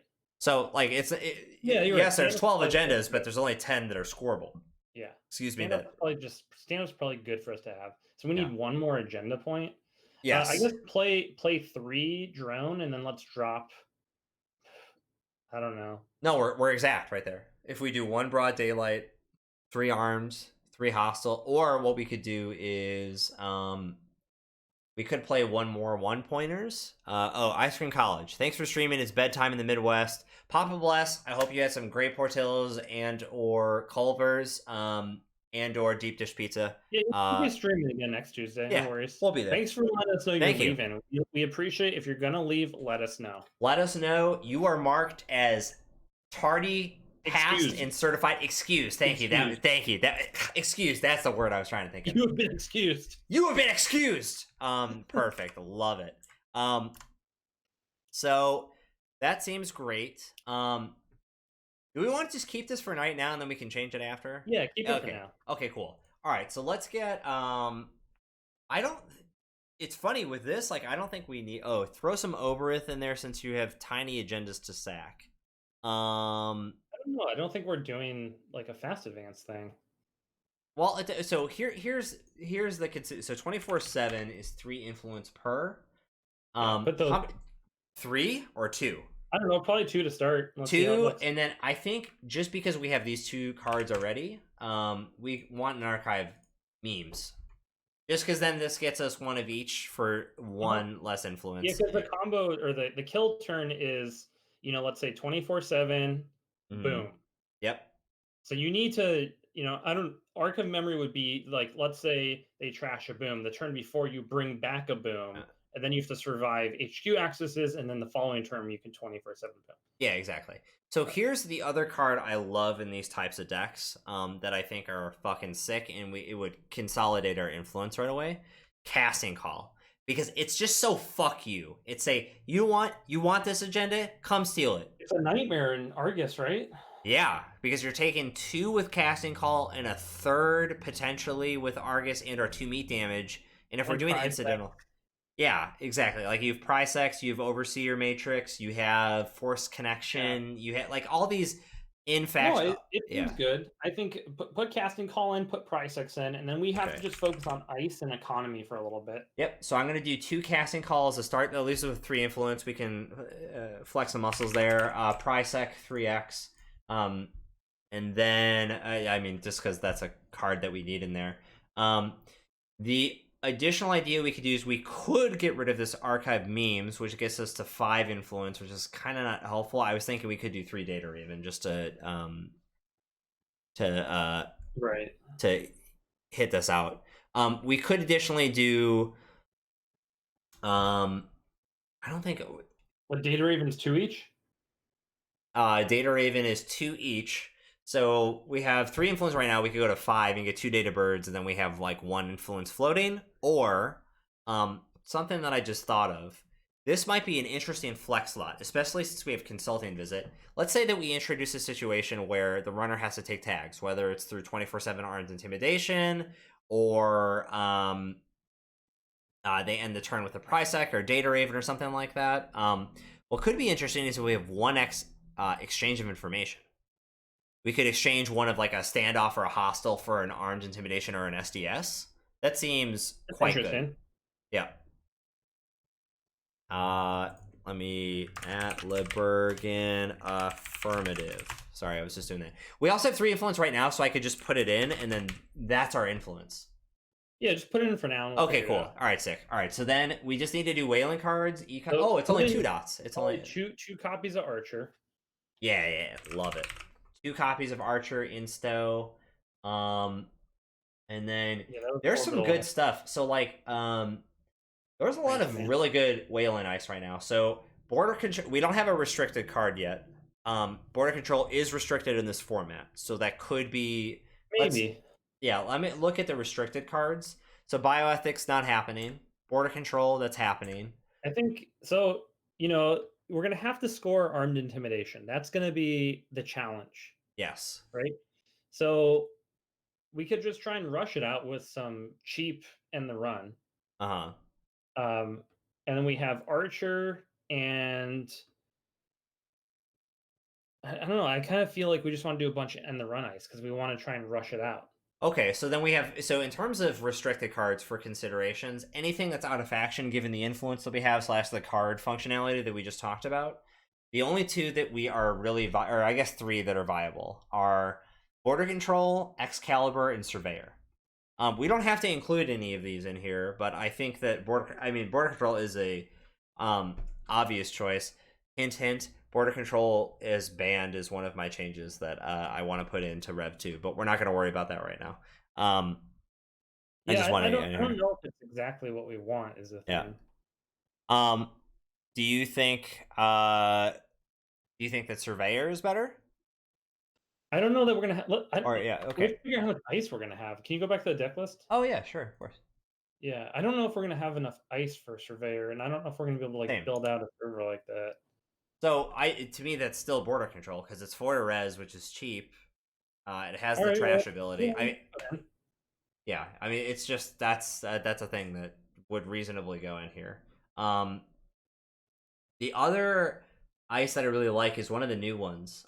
It's very good for rushing. It's another barrier. Fuck, where is it? It's the one that gets virus counters on encounter. Blah blah blah blah blah. God, where is that? Y'all know what it is. People are saying Afshar. Is that the one you're thinking of? I think no. That's the good HQ one. All right, Cowbird is heading out. Excused? Cowbird, you are excused. You are excused. Very good. I think that what we want to do here is that's what you're looking for. Got to you and Cavis. Oh, whoa! Oh, sick. Cavis, hello. How you doing? Happy evening. It's Tuesday, baby. Okay, I'm thinking of. But you're thinking of Sandstone. Sandstone. That's it. I think that's a very good card for rushy strategies. They have to run, which is potentially dangerous. It starts at strength 6, which is great, and it's end the run, and it's only 3 to res. That seems quite good. Are you worried about the virus at all? No, that seems good. Ransom Man going to Dairy Queen. Papa bless. Let us try a secret menu item. Just say something and see what they give you. Yeah, give us the review. Yeah. All right. So we have border control and sandstone. I think we're good on barriers. Honestly, we could probably shave off of sandstone. I don't think we need 6 barriers. Did you want to show people a YouTube video at some point? I sent you? Okay. Let's make the deck. Quick intermission. We'll show that, and then yeah. Don't worry, we'll cover. A little something to look forward to. I got it. Put in sandstone. This is perfect. Yeah, I think 2. I put 2 sandstone. So you can put in Whoredom maybe as a code gate. Whoredom and Mausolus are the ones that I always hit. Both those are good. Yeah, Afshar is the new card that how does that work? Is certainly of interest. So it's 3 to res, which is great because it's cheap. Strength 1, and the runner can only break 1 of the subroutines. So the idea here is that if they break that and run, they're guaranteed paying 2 plus the cost to break, which could be very low, which could only be 3. But if they break the 2 for some reason, then the run ends. And if they can't break at all, it's a nasty face check if they just lost 2 and the run ended. I like that. So there's that, but there's also Mausolus, which is actually Mausolus is only 1 more credit, right? I think we have to play Mausolus. That's just so nasty. Mausolus is only 4 to res? Yeah, that's what I mean. It's like it's 1 more, and it's gonna fire a lot more because it has 3 subs, and it's strength 5. Doing damage. It seems like everything. Yeah, I think we have to do Mausolus, and then maybe 2 Whoredom. That gets us to 5, and then we just need 3 sentries. That gets us 15 ice, which seems really great for an Argus deck. Okay, what's decent, like just, I don't know, taxing sentry or tagging sentry or something? There's the new card. I love this card, Trebuchet. It gives us it gives us bad pub, which is decent for broad daylight in addition to hostile takeover, and that is it's 7 to res, which is quite thick boy. However, it says trash a installed runner card, which is great because it has a little SDS synergy, cross organizational synergy for your software workplace. But it also has Trace 6. The runner cannot steal or trash cards for the remainder of the run. If they hit a price check on that, woo! That's good. Daddy like. All right, I'm gonna put in 3. We have some. If people hit a sentry, that is nasty. We do need to talk about money though. That's pretty. So all of our card slots now, I think, are going to operations. So we have 11 cards to go into just money here. Yeah. And we could even change up. We could technically subtract. We could shave off maybe like 1 standoff, but standoff does. / we have hostile. So remember that we can. Yeah, we do money. when you think about that, I think you can safely say we will score 1 to 2 hostile takeovers. That's about as much as I would reasonably say for like deck construction assumption reasons. So in terms of the cards, too big to fail is really great. In terms of recovery, hedge fund, green beans OP, and we could just go from there. Do you think that's valid? Yeah. Start. Okay. Yeah. Hedge fund. Let's get him in there. Bill Hedger, you have 3 there. IPO. So we have too big to fail and IPO to think about. These are both 2 things. I think that like 2 IPO too big to fail is pretty reasonable, or we could do 3 and 1. We also have 1 influence but that could also go to God. Like I'm not really right. You know what we should do? I already know what the other influence is. Ghost Branch 1x. That's going in there. I was thinking about NGO would be good here too. Okay, so what we could do is maybe that we have a lot of BP already, and it's not such a big deal, and we want to incentivize running. So what we could do, actually, I really like too big to fail over IPO personally, but IPO then if you want to. Okay, so you want to get rid of. Why don't we do this? Get rid of the IPOs. Have 3 NGO. Okay. And then we have 2 cards. We have 2 cards. Realistically, given the amount of 2x and 1x operations we have, at least one of these needs to be consulting visit. And then, do we want to just close off with a preemptive? Yeah, I was going to say we probably want preemptive here. Well, let me just do 1. And we got 49. Cool. Think about the name. I'm going to message LeBergen right now. LeBergen, there you are, baby. Finishing within the next 60 seconds. Send a notification anyway. Cool. CTZ, what are we thinking? CTZ after the fact. After the fact. Beautiful. It's already done. Okay. We got it. I gotta copy these jinteki.net/business contents. This. We're good on the window size. Little deck builder. Orbital. No, we on that GB life, baby. This Xavier hitting the stream. What's up, baby? How you doing? We got Rangus, standard illegal. We don't care. Oh wait, I need to change the. I'm just gonna put it as casual. That will. They don't support the new MWO yet on Jinteki. It's so weird. I think that's really presumptuous of them. Corp, make it visible to everybody.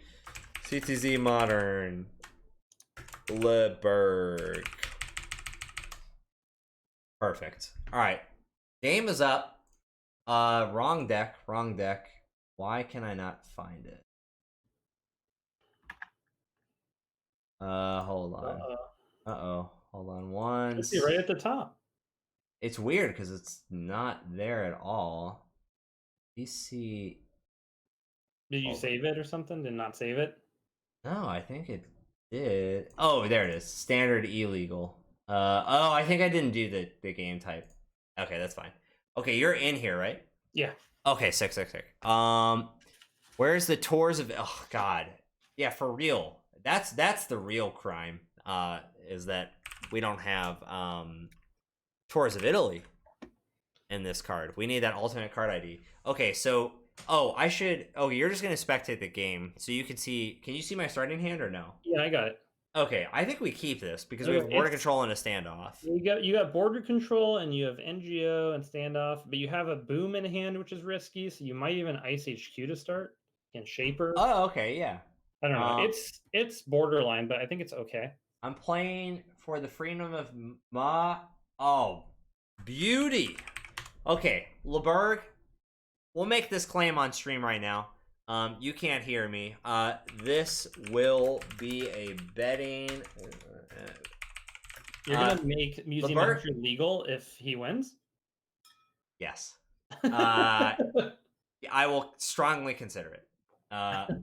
We're keeping. This is not. This is not for Taco Bell. Where the fuck is Cranked? Not a peep out of Cranked tonight. Cranked will come in and play the last game like usual. Yeah. Just smash us Ice to up oblivion. HQ. Okay, yeah. HQ, too big to fail to scare, and then I think we should just take a credit because we're gonna score standoff next turn. Yeah, sure. Cool. Score standoff and probably hold the NGO for when you draw another ice. We want to draw two ice on R&D and remote. Okay, sure gamble. I'm so excited because I don't know what's happening. Oh, this is gonna be so exciting. Okay, so we have just sure gamble, draw ideally cast. Okay, I'm gonna assume worst intentions and that Berg is gonna go for some combo thing. So we're gonna do this ADV, score it. Plot could be in play here. We're gonna get a 5, and we just drew the armed intimidation. Okay, 6. So we just need some ice. That's really what we're looking for here. If you get ice, do you just start going on the remote, or do you shore up R&D? I think we got it. We go to the remote. We got some stuff tucked in hand. Let's go. As much as Shapers can solve one problem, fucking make him solve it. That's what you top deck ice. You install armed intimidation, ice, and advance into armed intimidation. No, I think I'm actually gonna ice, install NGO, advance at once, see what tricks they have. Fume critic. And there's your inversificator. Inversificator. Okay, we're right, but that's unrestricted, so that's fine. Okay, so we have a ghost branch. Install double advance. No, I'm trying to think of what card we want to do. There's nothing that feels really good here, so I'm just gonna. I think you install double advance ghost branch right now. Okay. Yeah. Done. I don't know, something about this film critic being out. I'm just like, the chances they don't know that we have film critic. See, the thing is, I'm not positive they're gonna. I don't know either, but it's tempting. Look, it's just like, well, so I mean, you got to play it cool. So the whole thing is that we're talking about business credits right now, and you just have like not a reaction. Yes. See, no. You see, you're already having a reaction on camera, so you can't do that. You just gotta say, like, go ahead, that's fine. That's not a big deal. Yes. Oh boy. Oh, shoot. I don't think they're gonna have credits to clear. Oh yeah, that film critic. We're gonna. But yeah. Film critic is dead. Okay. Simmer down. LeBurg's got more than one film critic in the deck. Okay, there's no way. This is smoke. No.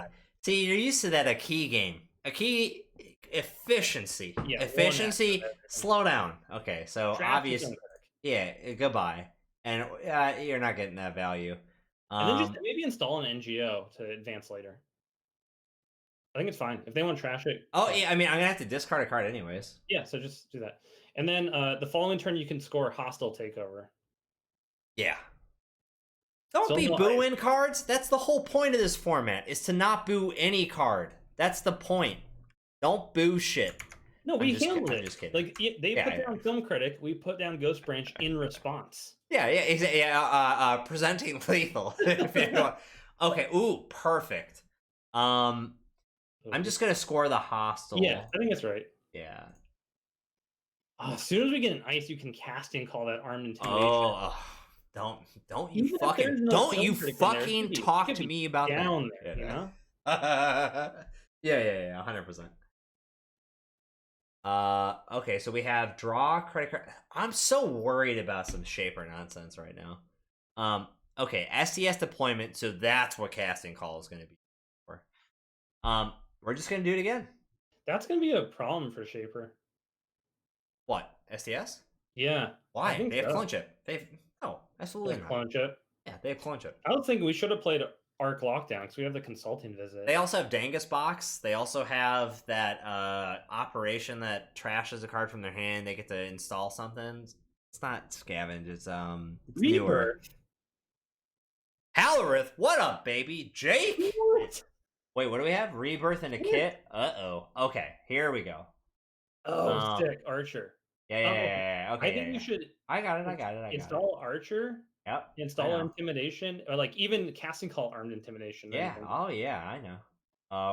So they have 6 credits.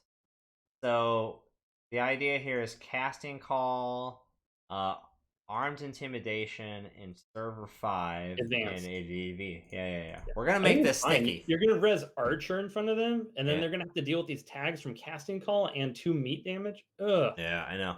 Jake, I hope you're gonna play WoW Classic because your boy is. So just get ready for that. I'm not sure if you're pro or anti WoW Classic, but that's just what it do, son.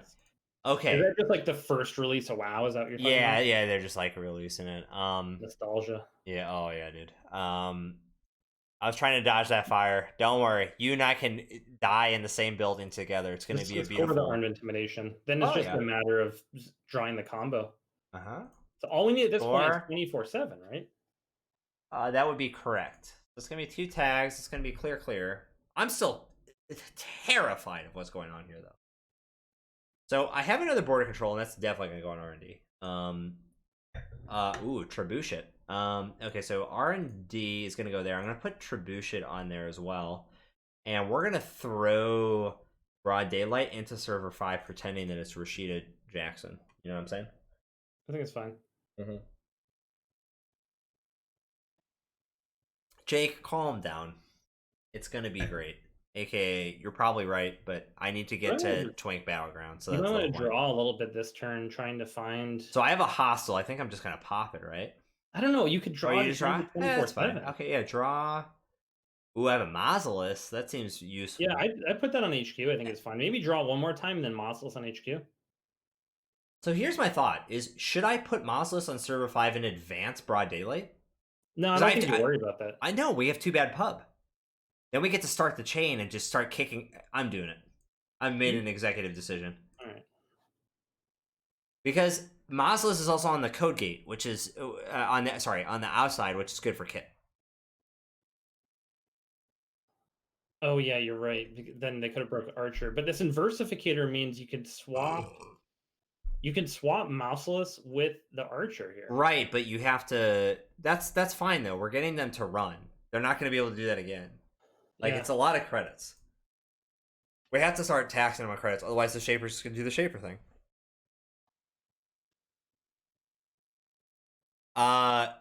Was WoW super grindy? Yeah, that's why I loved it. It satisfies a need. Okay, so you have Net Ready Eyes, 4 on that, 2 to get to 5, and then we have a break. And probably swap with this Archer. Well, and then you have to. Well, let's see. They have 4 credits. They're gonna have to reboost. Oh, okay. Why was there a D-res? No, there was no D-res. It was just a swap of the border control with Mausolus. Oh, yeah, Big Dingo. Oh, that's easy though. Okay, that's fine. Yeah, that's fine. Credit. Cool. Okay, well, I mean, go ahead and score the Broad Daylight. That seems good. See, I loved the grind. That was you could score hostile takeover first, just to get. That's what I think I'm gonna do because I want to represent that it was an NGO. Oh, Clot is in play, so you can't score the hostile. You just score the Broad Daylight right now. Yeah. Hostile involves sin on the table, so. Take a bad pub. Hell yeah! So now we have 4 counters. We get to do 2 meat damage, non-negotiable every turn. Yeah. So yeah, you can just keep doing that until you draw the 24/7. Then you just win. Yeah. Same, Jake. See, the thing is that I had auction house control, and I'm gonna establish that again. That to me is manager. My brother and I just did econ management. Oh, it was so fun. There's about 10 million people that play the game. You're not gonna control the auction house. I know, but we're gonna try, and it's beautiful. Okay. Yeah. Do meat damage. Put the price sec in the remote. Yeah, and then put hostile in there. Let it stew like the score. Yeah, you can do that. That's fine. Or you can draw a card first. I think we have the stew. You should have meat damage first. Why? Just so we know what we got. Ice Carver and Egret. Oh, this is okay. Damn, this is sick. This already feels good. Yeah, I played the Silk market. We just did SM runs for Large Brilliance and Silk. We had a pretty good grasp of that market for a while. It was really fun. The thing is I just want to get to PvP. My brother and I did a lot of Twinks, and that was the most fun. So we're just trying to get to that state again. All right, so we have a border control. I'm gonna res, obviously. Oh shit! I shouldn't have resed. Oh no, that was wrong. Why? Because I don't have enough to res Archer right now. Oh, but they could just diversificate it. That's fine. It's okay. You want to hit price sec anyway. Yeah. Okay. So, no more action. They have to spend another 2 credits. And then... Is that's still a code gate? Yes, because it's for the run. I see. End of the run, yeah. So, no more action. They're going to steal a hostile, which will be an Argus trigger plus a prize X. So, actually, that's pretty okay. How many cards do they have in hand? 5 cards in hand. We're going to be dealing 2 meat damage next turn. Ooh, they took a tag. Pay 2 to do prize X? Absolutely.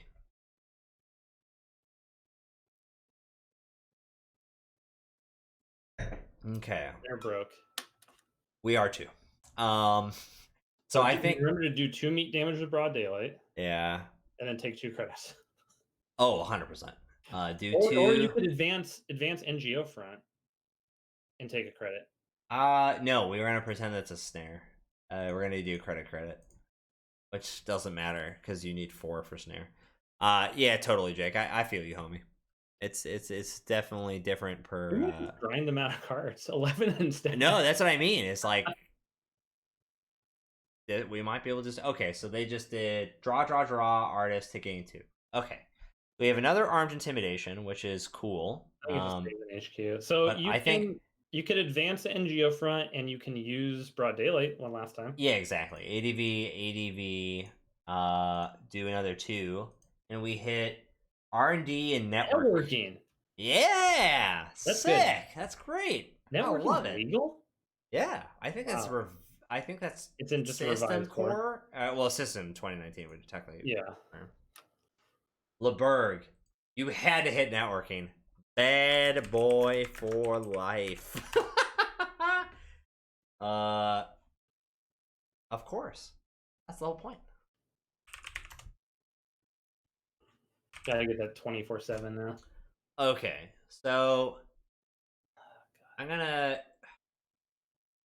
It's weird. I kind of... Okay, so I think we're gonna do this. We're gonna res this, gain the 8. So we have a couple of things that we could do. If we do SDS in the remote, they have to steal it and then trash their only program. Oh, but they can install an SMC with clone chip. So maybe not. I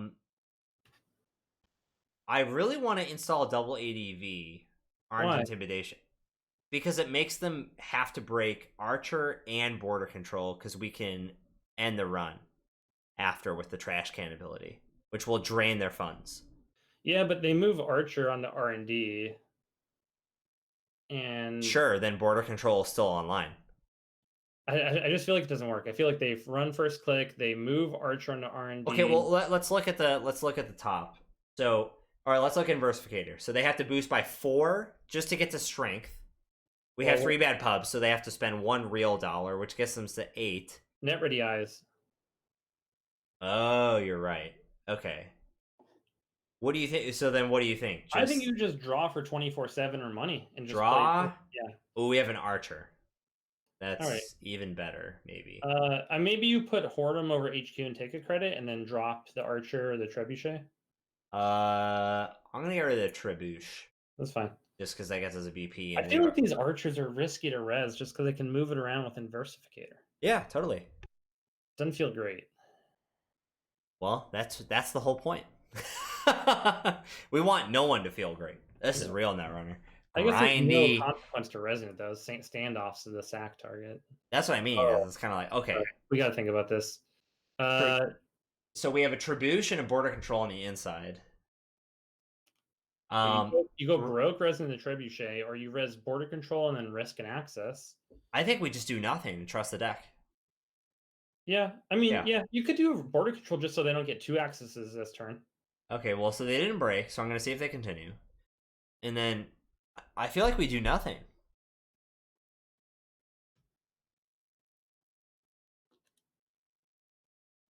I'm just that. Sure. Yeah. It's a single axis, and we've already scored. There's 5 agendas in the score areas. That's half. No. That's just under half. Yeah. So. Oh, but they have R&D interface. So it was 2. Okay, that was a risky no-res, but. Okay. 7 credits. Just drew a Whoredom. And we know that the card on top of R&D isn't an agenda. And we haven't had a lot of Operation Econ, so I think we need to draw, right? Yeah, draw for 24/7. Oh, it's preemptive. I don't think we care about that. I'd say just take money because we need to start resin the ice on the R&D. Credit. Now, okay, so we have Trebuchet on the outside, which we could get rid of for Whoredom, which invalidates the whole kit thing. I know that they can Aversificator it. The thing is I just don't know that we're gonna res Trebuchet, but maybe we are. Maybe. We have a lot of money in our deck, we're just not drawing. Yeah. That's what I mean. So I kind of want to just take money for now, and then I feel like we should actually preemptive right now because we could get 2 NGOs and a casting call in the deck, which are both insanely. Yeah, okay. There we go. NGO, casting call, and then get rid of Trebuchet, or get rid of probably Archer. Archer is the last, yeah, and we can really get it with Archived if we super need it. Yeah. I'm not super worried about it. We won't need it. Yeah. I think we have all the ice we need to win this game. Yep. And if we don't, well, we'll get exactly 1. What the hell? What is this about? They're just trying to fix ice. Oh, just trying to move border control onto like R&D or something? Yeah. That's fine though. I think it's totally fine. Yeah. Oh, they put it on HQ, but that's okay. They just don't want border control on the remote, so we can't end the run when they're run through an Archer. That's fine, but that's not what we're trying to do now. Yeah, we don't care about the remote anymore. Yeah, that remote's dead. That remote is dead. I mean, you could feel free to put an agenda in there if you want, but I don't think it matters. Yeah. You know what? The most critical error of this deck is that there aren't 3 Ghost Branch. The 1 Ghost Branch is pretty... Yeah. Oh, so we just drew 24/7. So we just do 24/7. So the problem is that 5 doesn't do anything. 5 just gets rid of their hand. Oh, so it doesn't work. No, it does work because it gets rid of 5 cards and they only have 6 in the deck. And they have 1 agenda point. I think we just do it for tempo and get rid of the standoff. Oh, yeah. And then, yeah. And then now we have archived to do it again for the hostile. Yeah, that's fine. Yeah, okay, cool. 24/7, standoff, goodbye. Armed and Tim. Yeah. We'll grind them out. Oh! You can also do it for Broad Daylight and get 5 counters, and then it's 10 damage. That's like a guaranteed win. It's just a countdown to victory. Yeah, that's what I mean. Okay, and then I think I do... Wait, hold on. So you could do... No, I know you're thinking it. Yeah, no, I don't do it right now. What? You could do Archive Memory. Right, and then Armed and Tim, they just take 2 tags, but then they clear them. So, no, yeah, I can't do anything yet. So I just do take 2. Right? Wait, why don't you do Archive Memory, get 24/7 in hand. Yeah. 24/7 using Broad Daylight to get, 5 tokens on Broad Daylight? Oh, yeah. Okay, yeah, you're right. I just said it. I'm super dumb. Yeah, I'm super dumb. Hostel's gone. This, and then we take a bad pub. And so there's 4 tokens on there now. It's a turn 4 clock. They have 6 cards in stack, right? Yeah, that's what I was thinking, but I was just like, why would I do that now? Oh, that's exactly the reason to do it now. We win over the next 3 or 4 turns. It takes 4 turns, but we win. Yeah. I mean, but maybe it's enough. We just have to survive on R&D. Okay, so we have a Treb on the outside and a border. Right now. So okay, yes, I don't res Treb for sure. No. Now, should I just res border and crack it? No, just res border, but let it stay. Right, but they're gonna move it if they break it. That's fine. Oh, okay. They move it, but eventually res enough ice where they can't just move stuff around anymore. Gotcha. Okay. Yeah. All right. So all we're gonna do the rest of this game is you click Broad Daylight once a turn, and you take money however you can get it. If it's on a card you play, whatever. Oh, what up, Eric? How you doing, baby? Say hello from Oakland. How you doing? NGO from Oakland, nice. Okay, that's fine. Well, see, we shuffled a bunch back in. That's cool. Okay. Cool. So, casting call. That's nice. That might be a nice distraction, actually. Yeah. So here's what I'm gonna do. So this is my #1 principle about corp deck building: is make 2 bad decisions. That's it. There's no like if you want to boil broad daylight though. Do that click one. Oh yeah, I know that one. Do team meet. It's gone. Casting call, armed intimidation, and server 5. Take a credit to send a message. Yes. No, I was worried you were gonna advance it, and I wanted you just to take a credit, and you did. I've played this game before, Brian. Yeah. We don't care about that. I'm literally I'm Aravaring right now. We're just putting that agenda in the remote because it's safer there. Well, we're using 2 of the cards. Okay. I don't think you resist. That's a no rest. No. Trust the deck. Trust the deck. Trust the deck. It's okay. We can. So LeBergen's given up on the remote, I think. LeBergen was just seeing if we would. You have to, right? Yeah, there's no you can't deal with that garbage. But I mean, LeBergen's seeing too. Let's also remember that there was a film critic we trashed like on turn 3 with a ghost branch tag.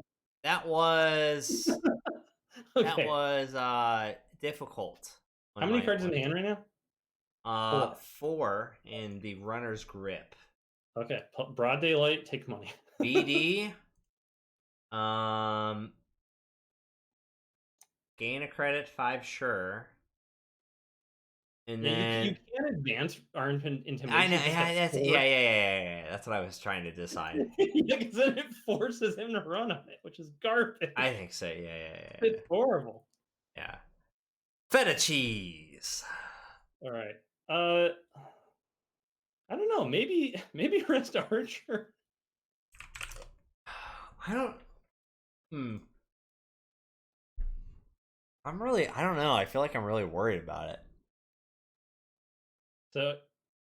So they have 21 credits. No. Don't introduce any.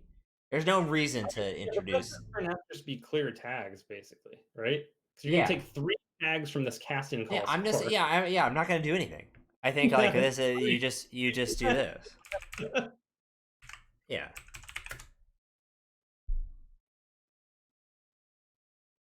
And then maybe. Yeah. So that sucked up a whole turn, which was just time. So we have. Oh, that's so brutal. Wait, we have enough money? Yeah. So you can play. I know. Yeah, that's what I'm gonna do. I know. See, this is why I told you a broad daylight deck was gonna be sick.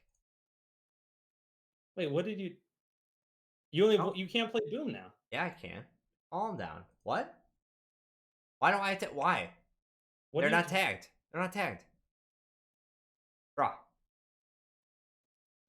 What's the problem? You just took broad daylight counters? Yeah. What if they have Levy? What if they have Levy? You had Fatal. Oh, wait. It's banned. Wait, what? You could have just won, though. Why? What do you mean, why? You could have just won. I don't understand. Why? You don't need credits anymore. Trebuchet doesn't do anything, though. Oh, I see what you're saying. Or trash. Oh, okay. Oh, yeah. I Do you understand that you could have just won that turn? That I don't understand. Okay, so you could have played. They can't take 5 damage, right? They only had 2 cards in hand. Yeah. So you could have done 24/7 armed intimidation. They have to take 2 tags, right? Oh, I see. Oh, you're big smart. Yeah, but what if they run R&D or run HQ and trash the Boom? They would be dead right now. Gotcha. It's cool. No, it's fine. I don't know why I can't explain this to you. No, you totally can. Also, I'm definitely someone had commented on this earlier. Use border to end the run here.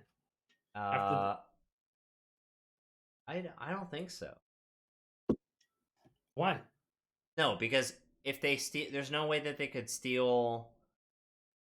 Don't we have 5 3s in the deck? SDS. We have 2. SDS and one's in my hand. So they have to trash 2 programs, and they only have 1 on the board. They cannot steal. They cannot physically steal 2. They only need 1 SDS and 1 more agenda. Okay. All right. It's simple. Then you can't break the ice anymore, right? I mean, okay. All right. All right. So now they have Trebuch. Fine. Fire the trash one of the installed runner cards. Artist is dead. Going. Oh, I should have trashed Investigator. Yeah, I don't care. It's fine. Yeah, it's not gonna matter. Yeah, it doesn't matter. I don't think. Okay. So best they can do is steal the SDS, and then trash their inversificator, and then they can't run. And then have a way to access any essentials. Yeah. All right, that's game. You did it in a weird way, but whatever, it worked. That's all. That's the whole point. That's all I ever wanted to do. God damn it! Unbelievable. I think that film critic would have been would have been really bad for us, or would we be okay with that film critic can play? Fire the subroutines. I did. Yeah. I'm doing that. I'm pressing okay.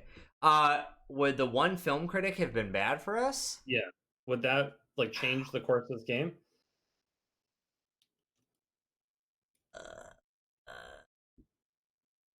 On Mausolus? Oh, okay. I was like, G. Okay, yeah. I don't think so. Yeah, 100%.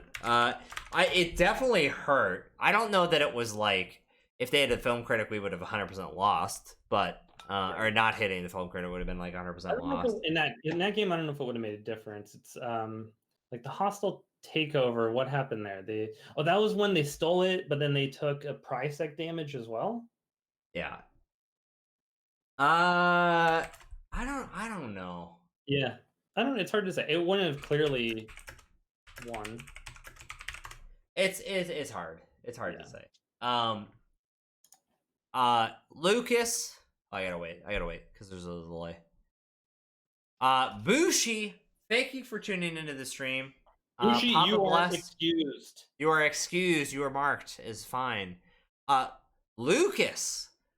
Woo! God damn. All right, if we had not hit that film critic, that would have been significantly harder. I don't know that it was like I don't think it was a done deal, but that would have been much harder. Charlie, of course, you've given the talk. That is the only thing that is required. Damn, that was fucking very lucky to hit. 1000%. In terms of just lining that up. So my only comment during the game was the only mistake we made, and this is on us, is that instead of one ghost branch, we should be having 3. So I think that what we should do here is this. Game. We had one of Broad Daylight and one Ghost Branch that both got. Okay, so I think what we're gonna do is we're gonna do 2 Ghost Branch. We need to get rid of 1 card. I'm actually very for this. Fuck preemptive. You know what? Fuck this. I hate recursion. I hate recursion. That's the one you're getting rid of. 3 Ghost Branch, 3 NGO. You have no idea what it is. That's motherfucking Netrunner to me right there. Memory, worst case. You have 1. You know what? If you really need a bullet that's trashed, fine. You have 1 opportunity, 1 shot. Hashtag Eminem. Motherfucking get the thing you need, and that's it. Last night, that song. Okay, all right. So here's what we're gonna do.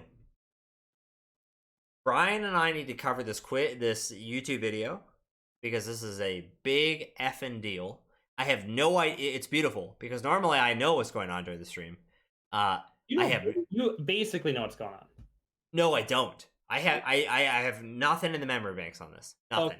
Okay. I haven't looked at the title. I haven't looked at the video itself. I have no idea. Do you have it queued up? You have it ready to go? Oh, easy. I can just switch to it. Is a few weeks ago we were talking about fast food rankings. Oh, right. Yeah. And last week the discussion of Dairy Queen came up. So I went to the local Dairy Queen and I reviewed a product for everyone here. Oh my god. Are you serious? Yeah. Oh, okay. Oh, fuck. I had no idea that this was you. Yeah. Oh shit. Okay. Hold on. Okay, so here's what I'm going to do just to describe what's going on. Oh my god, I had no idea. I didn't look at all. Okay, so I just paused. That's it. Okay, nothing. We just know that it's an orange creamsicle. When it's a oh my god, this is so. Oh my god, I'm so unbelievably hyped for this. Okay, calm down. Okay, woo. Okay. Anyways, here's what we're gonna do. We're gonna watch this video review.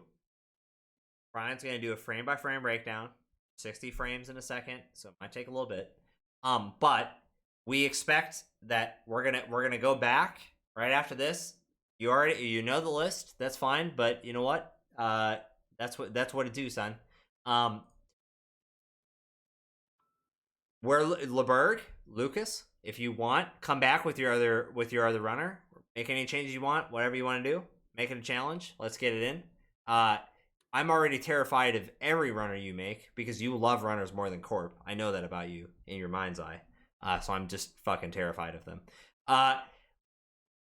Or if people are perfect. Okay, good. Lucas, thank you. All right, we're going to just take a quick intermission to check out this orange creamsicle business. Let's give it to you, Brian. I'm gonna hit the play button, and as soon as you're ready to say pause or you want me to do something, just scream it. Just play through. It's fine. Just play. All right, let's watch together. Stream, you are listening. Here is the orange creamsicle cone at St. John's Dairy Queen review from yours truly, Brian Cronebone, aka Cronin. This is Brian here at the St. John's Dairy Queen. If you point behind us, you'll see a Dairy Queen. You could definitely see Dairy Queen back there. It is nighttime. It is 9:11 at night, as you can see from the time indicated here, 9:11. And I'm testing the Dairy Queen orange dipped cone. This is vanilla ice cream with an orange shell. And this is the first time I've had this, and so I'll be giving it a try.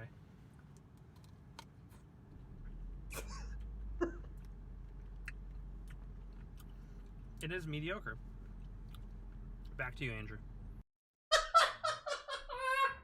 This is, oh my god. Okay, first off, let's do a breakdown. Let's do a frame by frame breakdown of what's going on here. So first off, okay, so right here, this photo that's currently on screen, I have to line it up with the stream, so I'm drawing a rectangle around the YouTube video frame right here. This says, I just smoked a huge bowl. And I know you don't. Drug-free since 2000 and literally forever ago. I know you're not eating a weed. You might know if I'm in the driver's seat of a vehicle, so hopefully not. Right, exactly. That's what I mean. Yeah, that's on top of just who I know you as. That's extra credit frosting. But right here, this single frame, a little bit drug addict. Low light. You're eating a random ice cream soft serve cone. We were in the Dairy Queen parking lot, right facing a church, and the lighting was awful. Just terrible. I ate the whole cone. Of course I did. Of course, duh. Value. The thing about an ice cream review. Yeah. Base level, like just base level review of ice cream. It's very, very good. I'll eat as much as I possibly can, given the opportunity. You know, like ice cream is just, it's fat and it's sugar. It's everything you want. So that's where we're starting with an ice cream review. And then let's progress here. Brian, here. So, that jumps by fives. So let me mute this. So already right here, second golden frame, Brian pondering, saying, "What is the roof of my car? I don't know what's up here. Maybe there are illegal drugs that cops should not see." You mirror, you idiot. I know I know, but I have to sell a story, Brian. Okay, it's called narrative. So we have right here, Brian freaking out, giving the sly eye here. Right here, perfect. Are the cops behind us? I have no idea. Who knows? Chai, please check for us. No cops. Absolutely no cops. We got no police lights. Maybe a couple of undercover investigators, but they can't fire yet. No laws have been broken. No proof has been gained. Nothing that we can get into the what's the investigative tactic when they're trying to take down a whole gang organization and they like RICO. Do you know that term? I know the term RICO. Yeah. No RICO qualifications here right now. No one's in the backseat committing a crime. No one on the street is committing a crime. No RICO negotiations, frankly, going on with the day queue here. Going on here. It was a rainy night too, not the ideal night for it. The classic Portland, Seattle. They were basically closed. We tried to go inside and they wouldn't let us. It was locked, so we had to do the drive-through. Oh, interesting. This is director's cut information. This is really good. This is. Oh, yeah, go ahead. Willy Wonka remake for the scene before Slugworth approaches Descartes to hire Brian to enter the factory. What a hot mess! I love this. So we're coming back. We're coming back to the business here. We got the creamsicle review. Michael, Papa Bless, have a great night. Congratulations on your recent event. You know what it is, and I'll see you Thursday night. And if you're not there, I will be deeply disappointed, and I will fire you as my legal advice for the stream. We are dropping a lot of viewers during this segment. Really? Great. Perfect. I don't give a fuck. If you don't want to stay for this, that's your problem.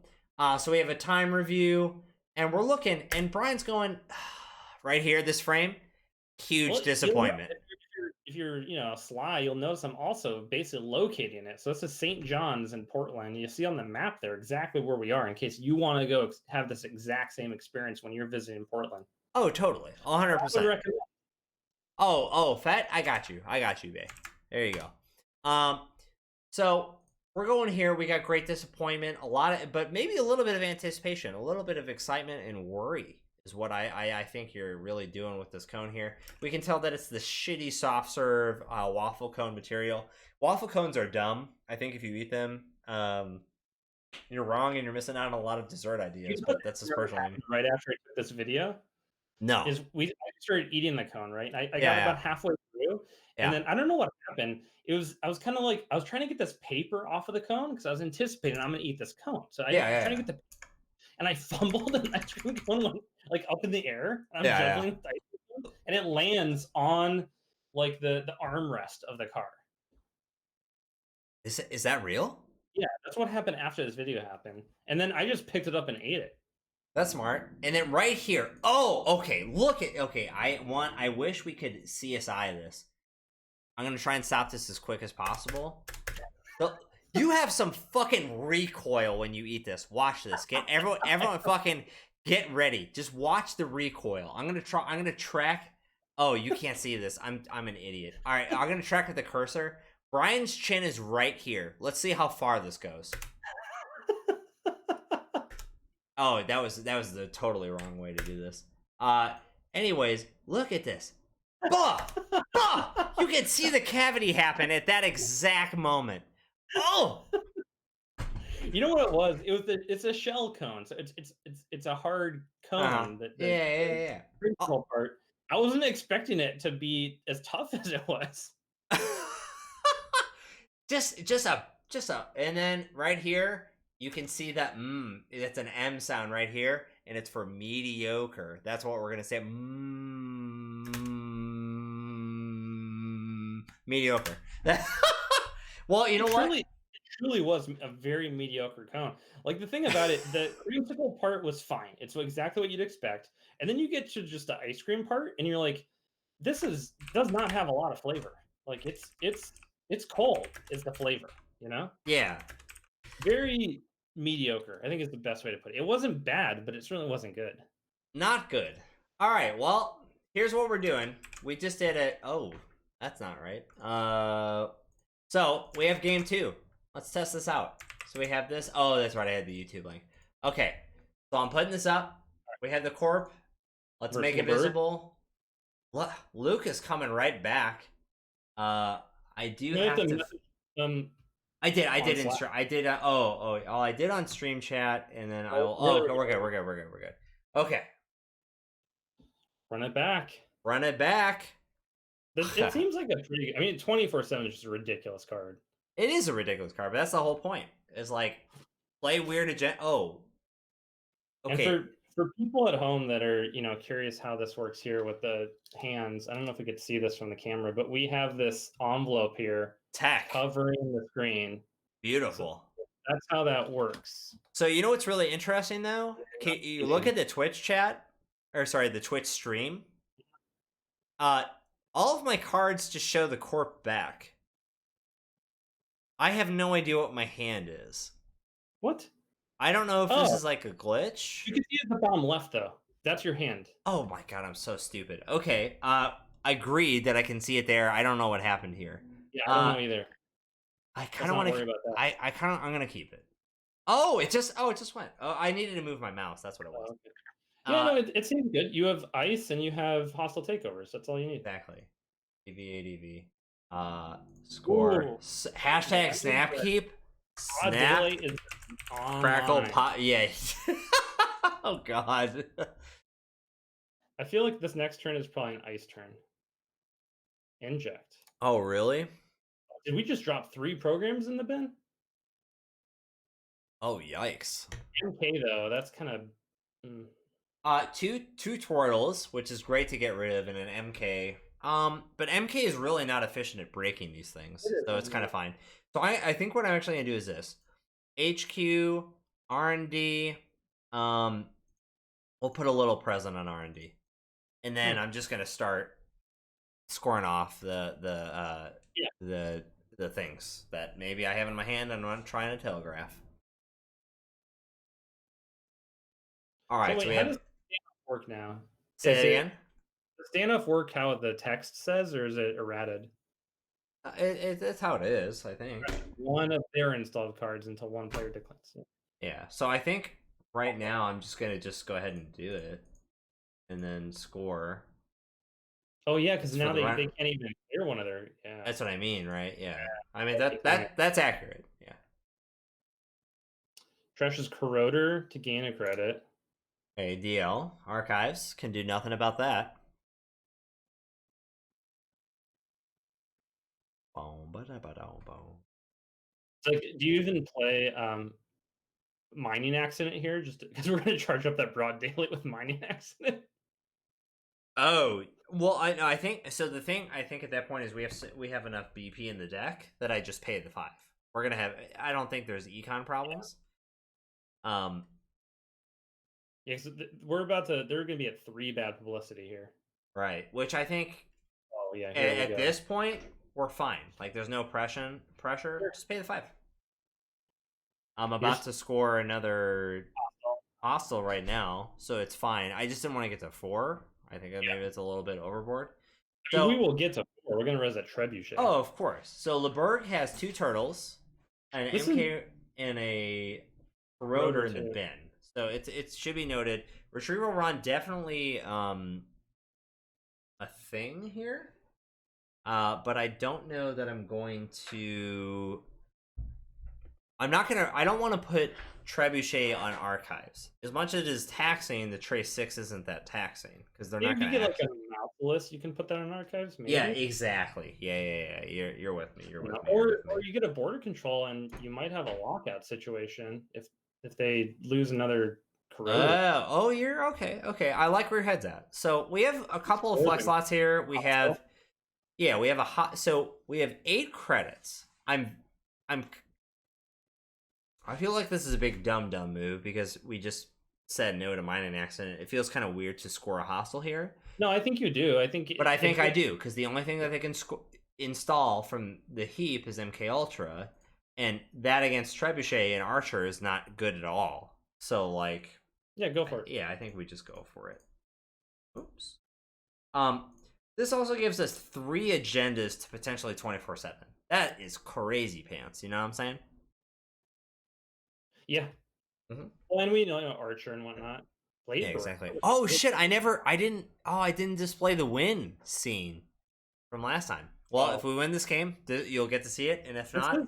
I'll probably still show it. We can go in this direction though, just being like, well, you have a lot of bad publicity in your deck. Let's lean into that. Okay, so we have an Archer. That to me is a great Archives target. You gotta draw right now. I'm gonna draw. Yeah, you're right. Okay, so we have 24/7. That's great. I'm gonna throw Archer in Archives and take a credit. Seems fine. Just to Ransom back from DQ. 10 out of 10 showmanship by the worker who handed me the Blizzard upside down. Interesting. See, okay, I go to DQ for the Blizzards. Sorry, when I was in the Midwest, that's why I went there. I have not gone to a DQ in a very long time. But great review. Thank you for the information, Ransom. And that's what we need to know. That's what everyone wants to know. And Ransom, man, when you get a chance, go rewatch the stream about 10 minutes back from where we are now. Yep. And you're gonna appreciate what you see. There it is. Cranked, what happened? Where were you? Okay, we have a Mausolus. That's very good. I'm gonna draw. Cranked. Yeah, Cranked, you also missed a segment about. Yeah, you're in jail. What happened, Cranked? What have you been doing? What were you doing tonight? Were you playing Half-Life 3? Were you trying to finish? I was working This is a good res. This is a good res. Oh yeah. Oh, did a new iPhone come out? No. But that's fine. There's many things. You know what? Great. Someone has to provide this. Correct answer.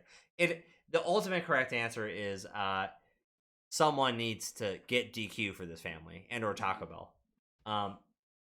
Ooh, okay, so it's pay 2. Yeah. Yeah. It's good. I had a that seems good. line accident. Okay. So just so you're aware, all those programs went back into the stack. Right, but there's 2 labor rights removed from the game, so great. Yeah. So, but got all those. Okay, I'm gonna do it. You have to be gut shot. You have to be gut shot reactionary when you do this. Oh, right. There we go. Okay, here's the question: if they run, do you res to Archer? Oh, no. Maybe. Okay, so this is a border control. There's no action. I'm gonna pretend like it's really an agenda. Probably don't get a run on this Archer now. Probably not. Okay. Bummer. That's okay. All right, so I think here we probably do credit.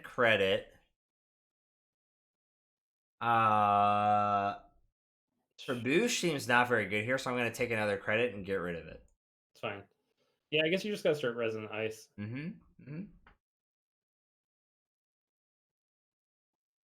Oh, Cranked, I have some really great music to send you.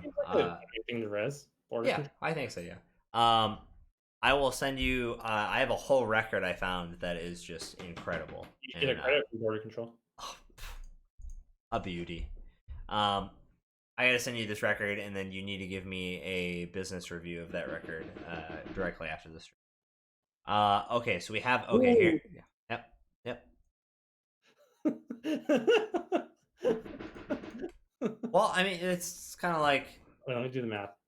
Yeah, I know. I did the math. See, the secret thing that's great about. So I literally can't res that. But I think you should trigger the price hack. Yes, I'm going to. It'll look like now maybe we can run that remote. Yeah, that's what I mean. And so what I'm going to do here is I'm trying to keep it real cool on stream in terms of visual presentation. So I'm gonna let this sit for a bit. And so the kind of stuff that I'm doing right now is a little bit expressive in nature, but I think what we do here is we pay the 2 anyways. It doesn't really matter. Oh, we've hit it. Oh, interesting. I've had it worse. So almost certainly Lucas is going to run. Yes. Yeah, exactly, yeah. So I think I'm going to wait here and I'm just going to yeah. You just it now. It's going to actually. I mean, what do you so yeah. We have no way to boom at this point, but it doesn't matter. It's a hashtag tempo play. Yeah. No, I think it's just like every game you got to hit LeBergen with a ghost branch, I mean, that's the kind of thing. Username equals pants in the stream. God, Michael, what up, Doctura? Okay, so we have a lot of cards we can't play. I think I'm definitely gonna take 3 and get rid of the Trebuche, and then we're good on thick boy ice. You're trashing the turning wheel, huh? Yeah. In hindsight, this is tough. So, God, this Inversificator is a little bit tough, but yeah, I don't know what we do really. You almost have a window. With almost. No, maybe it works because you install advanced armed intimidation, and then you take a credit, and then if they run with against Archer, I don't think they can break it. Oh, you're right. Okay, so install server 4 ADV, gain a credit, pass it back. Michael sitting on the couch. Oh man, moving life. You know that. So I just let's figure it out. I think you res because it costs 2 to install. Yeah. And then you get up to strength. Was that 6? We're good. I already did it. All right. I didn't actually check the math. I just felt like it was really good. Be able to break. Yeah. Michael and Andrew, aka Cranked, y'all need to just move to the West Coast. Because Ice Carver is real good. That's fine. But they would have still been able to. We have to force the issue. Like, so that's what's good about Argus is you if you get any agenda, standoff, hostile, blah blah blah, Okay. you say do it again. Do you get to fire 2 subroutines on that archer? They broke 2 subroutines. Oh. Let's double check that. It didn't seem right. Yeah, I'm double checking. Did 2 subs fire? Because I feel like it went to 5 strength. With the ice carver was enough, but that would have just broken 2 subroutines, right?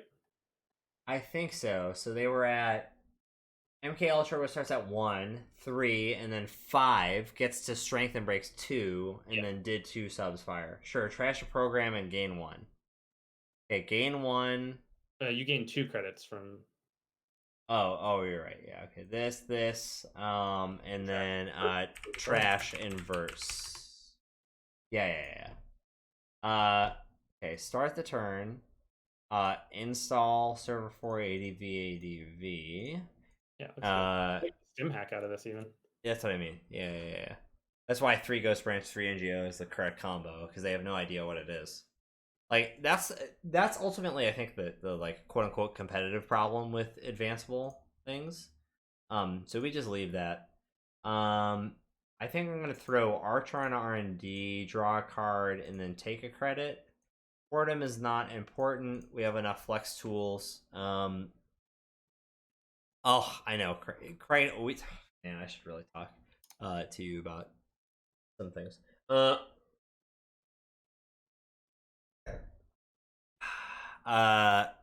Ooh, what do you think about it going for this SDS score? I kind of like it.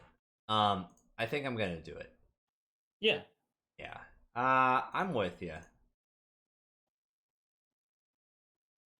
I think because they're on 2 credits. You need even honestly, you know what's fucking crazy is trashing the data sucker is kind of sick. Just like the fact that you have that and Ice Carver is kind of problematic a little bit, and just getting rid of it, like.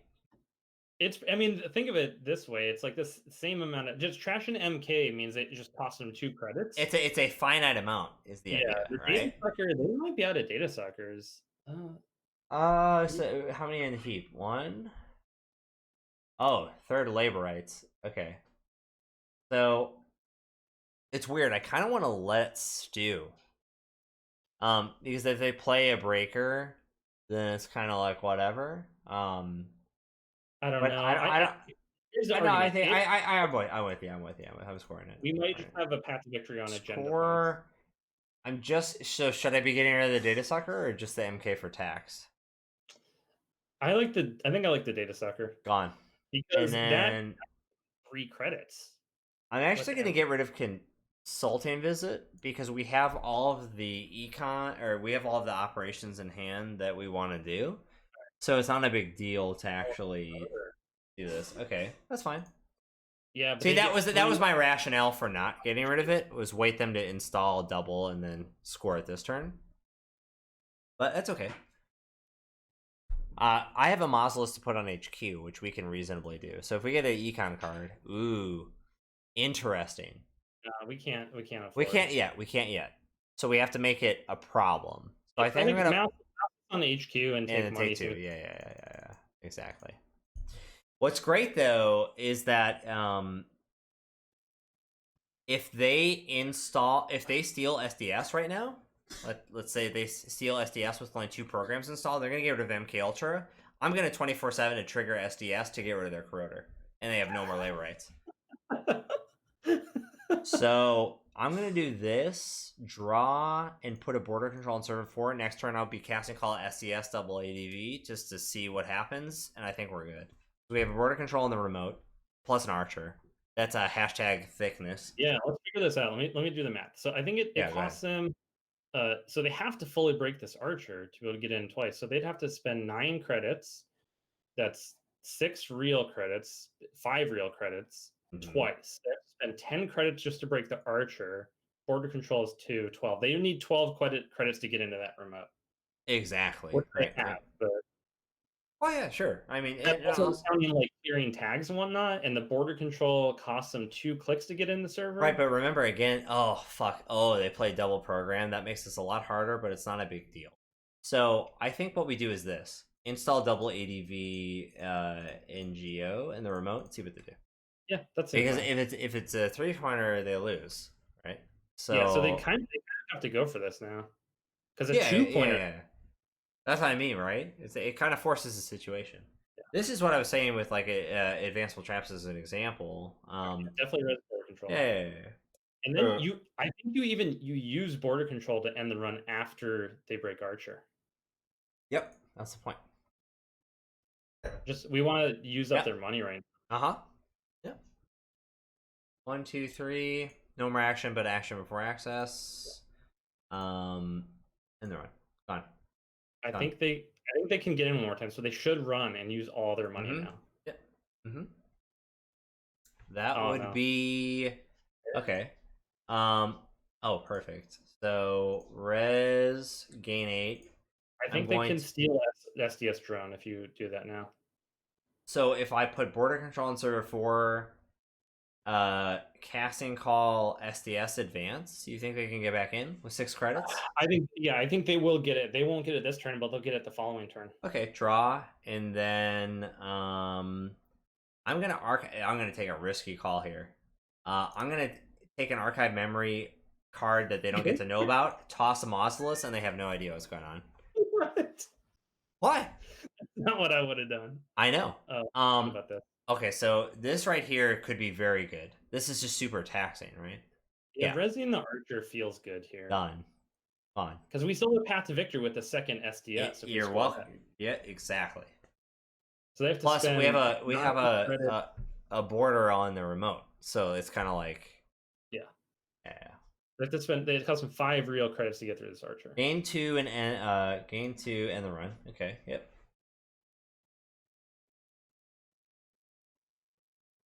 I'm convinced that Lucas still has something. So there's 2 thoughts to this. Oh, this is perfect.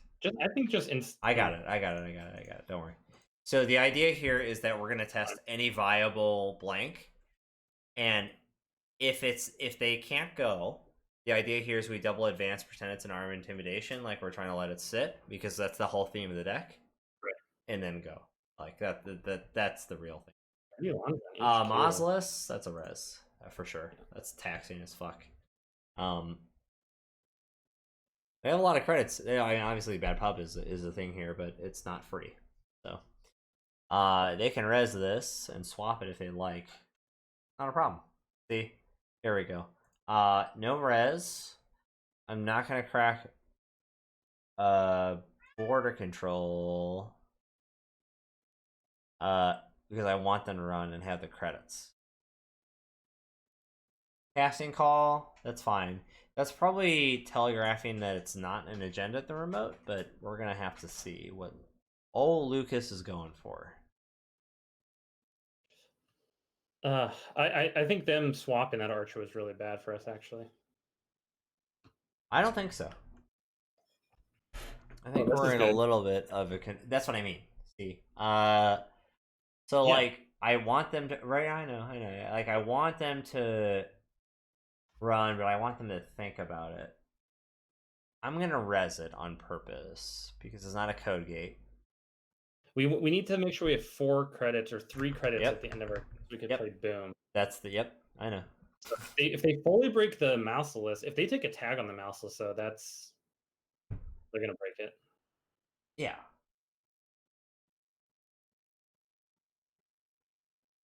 So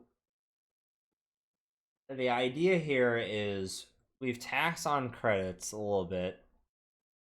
And we're access, it's 0 for us. They have a tag. But I mean they just clear it, right? Like so it's not like, ooh, I gotcha. Okay. Yeah.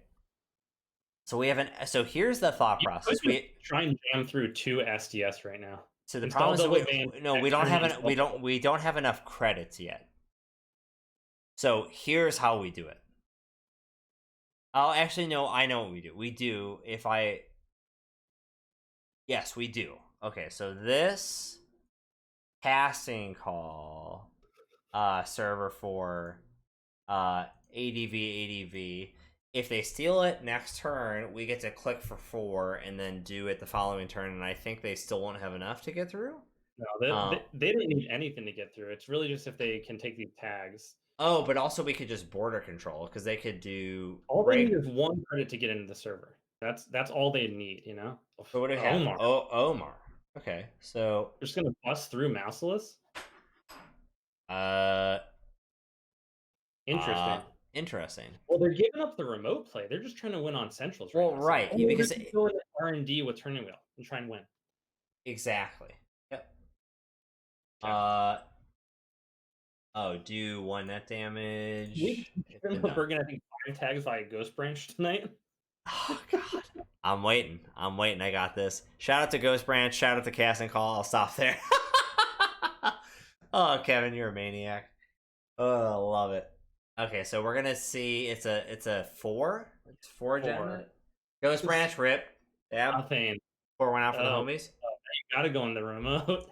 But you can't. Boom is gone. No, you can't. Oh, we're going into.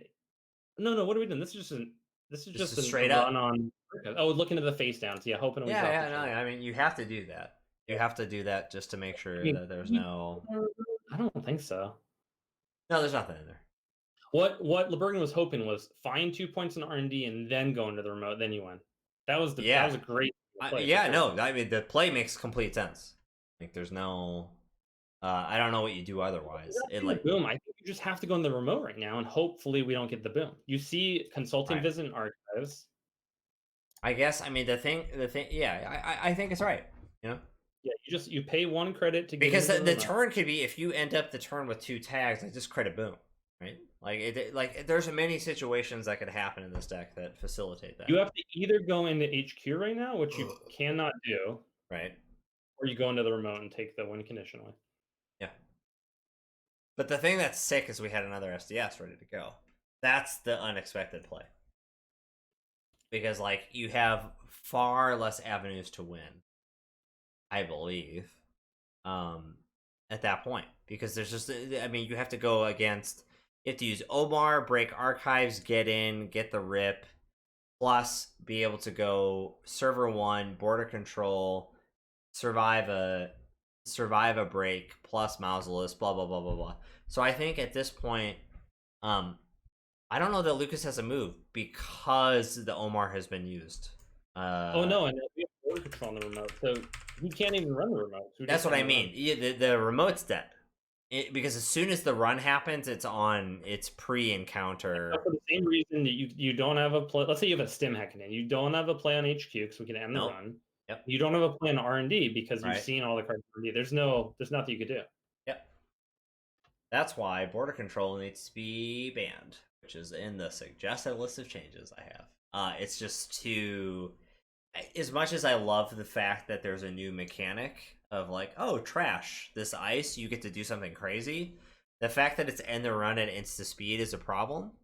Something that if border control said this, so instead of the trash can and the run, trash can, the runner suffers 2 meat damage. Totally different card. And I think it's extremely playable across the board. I think it's very fair. So then you just, ETR. Pre-encounter. But GG. Yeah. Oh man, that is fucking brutal. Damn that brig off the top. God damn. And that's a score. God motherfucking damn. Put up the windscreen. GG, man. Oh yeah. Oh sure. What do we got? Okay. Oh yeah. Okay. Are we ready? Throw it up. Oh, it's up. Dun dun dun dun dun dun dun. Thanks for whoever put this shitty metal PNG on the internet. Fucking goddamn dab. This is like the end of Star Wars 1. Oh, and Lord of the Rings. They have a medal ceremony. Or everyone goes like, oh yeah, we don't like bow, like you don't bow down to me. Can you imagine if the end of the first Star Wars movie they all dabbed after they got their medals? It would be so shitty. It would be horrible. God damn. At LeBert. fucking thank you so much. I think it was a little ceremony after winning a game of Netrunner on the internet. I mean, the whole point is just to have goddamn stupid pixels. That's all. Thank you, Lucas, for playing. This is just fucking crazy. I hope y'all enjoyed. That's. Oh, we could do this real quick. You got 10 minutes, Brian? For what? Just to quickly talk over the proposed changes. Not actually discuss them, but just literally say them on stream. Good. All right, cool. All right, let me pull that up.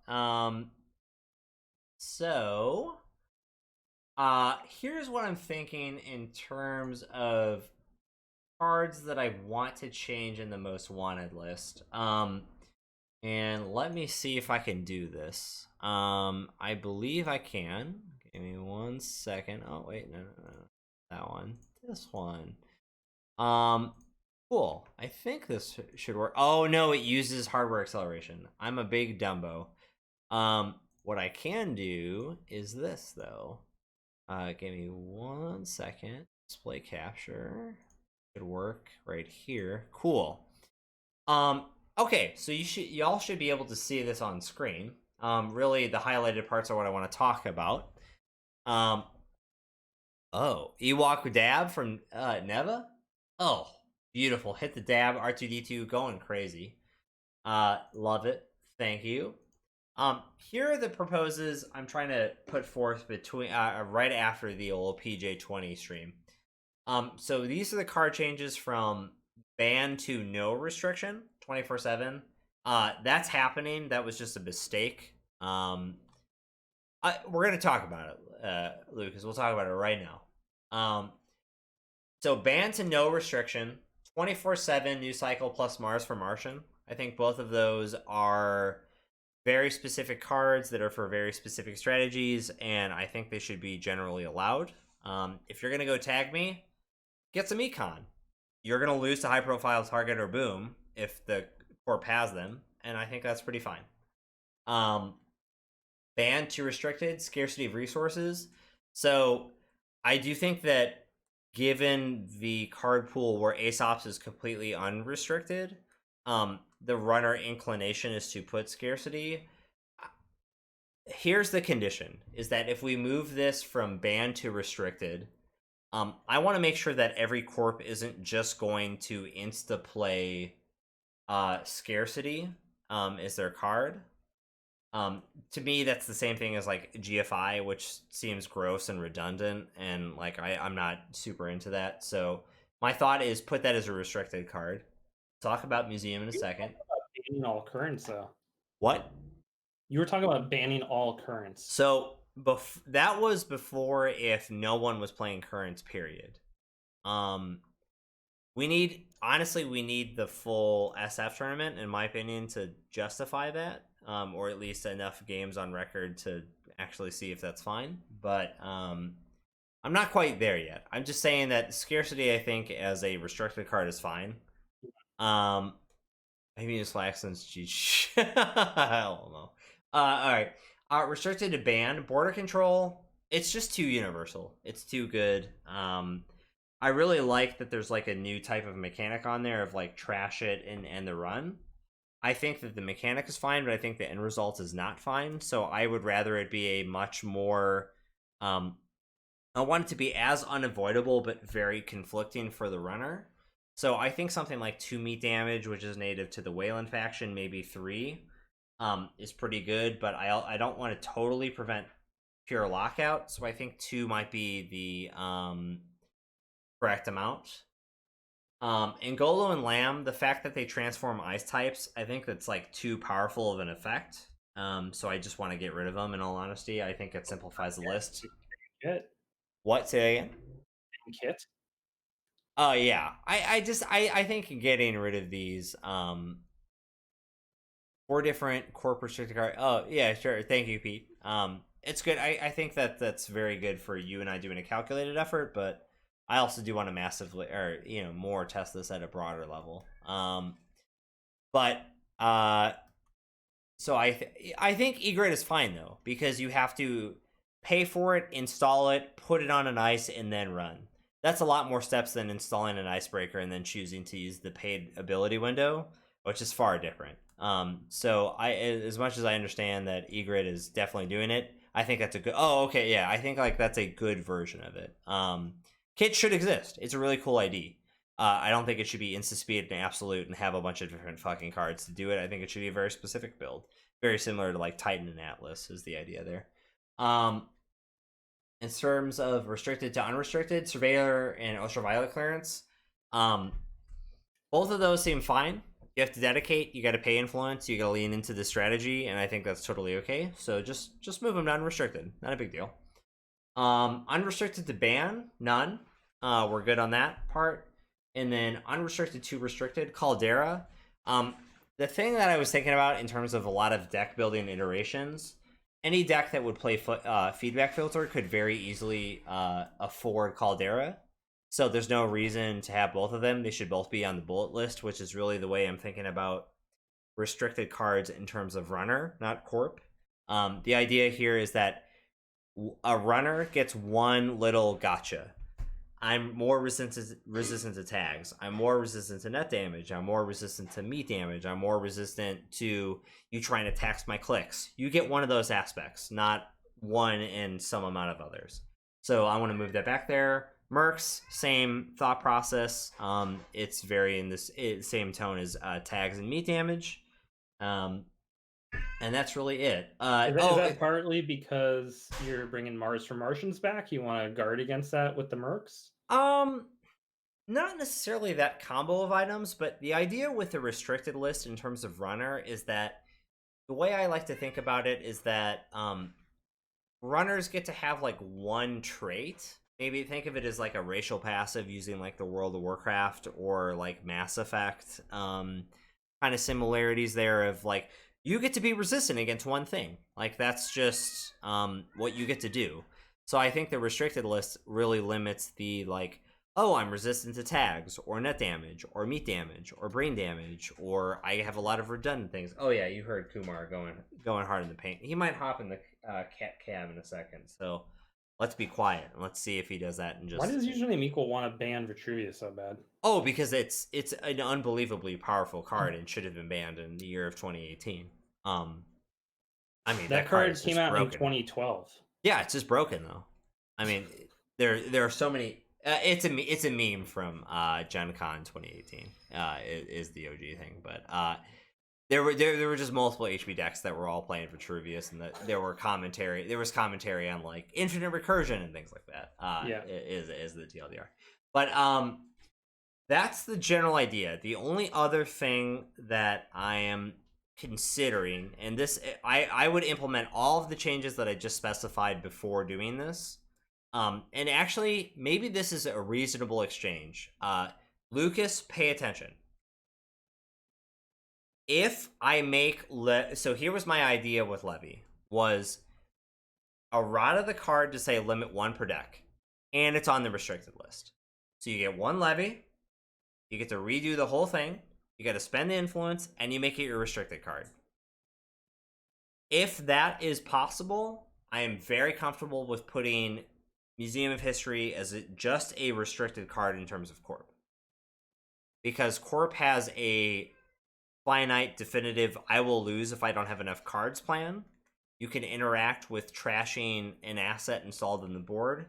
You can very rarely interact with trashing an operation in hand or deck. So I think those two is very reasonable. So here's the deal. Is assuming that we don't find anything massively wrong between the CTC PJ tournament plus the GNK in San Francisco after that, I will do all of the changes that I just listed above in Slack, which is right here, plus the Corp will get Museum History moved to restricted, and the runner will get errata, levy, limit 1 per deck, and that's it. Moving to restricted as well. And then I think that that feels good. Rococo CI and CVAL meta was awful. Yeah, because it was boring. It was just who hit the coin flip first, more or less. So Ransom, I think it is generally good, but having one levy for that type of deck where you're extremely aggressive and you have no idea what you're actually going to end up with, at least for Max, it's fine. But for Geist, I agree that maybe it's a little bit too powerful, but we don't have enough testing to say otherwise. So those are effectively the changes that I'll be thinking about for the next revision. The idea is I'll have the official public list by the next stream, and that's what we'll do. Is if I don't receive any like evident proof of that these are bad decisions, plus the Levy Museum of History calling, then that's what the list will be next week. And cool. That's really it. So I think there's a lot of exciting stuff. And Ryan, are you starting your games on Thursday or next Thursday? No, this Thursday we'll play 4, and then you and I think, honestly, for stream next week, we will at least commentate one of those live, and I won't say anything to you or anyone else. We'll just play. I'm going to hit the play button, and you and I are going to go. Oh, Kevin, I left that there as a meme, because I'm a thick boy, so I have that there, ready to go. But you can figure it out yourself. If you know what 4chan.org is, you can figure it out. And that's really it. So we'll have more news for you next week. And thanks for the stream. This was great. I want to do the same thing next week in terms of a little bit of PJ updates. We'll live commentate a game. We'll go over the new most wanted list changes next week. And then we will make a deck and play 1 or 2 games after that. That's it. Sounds good. Yeah, next cool. Tuesday, same time. Great. All right, everybody. Namaste. See you in 7 days. It's going to be beautiful. Keep it Mimi. And God bless, and I love you. Brian, any closing words? No, that's it. Yeah, try out that Dairy Queen creamsicle cone when you get a chance. Exactly. St. John's. St. John's, baby.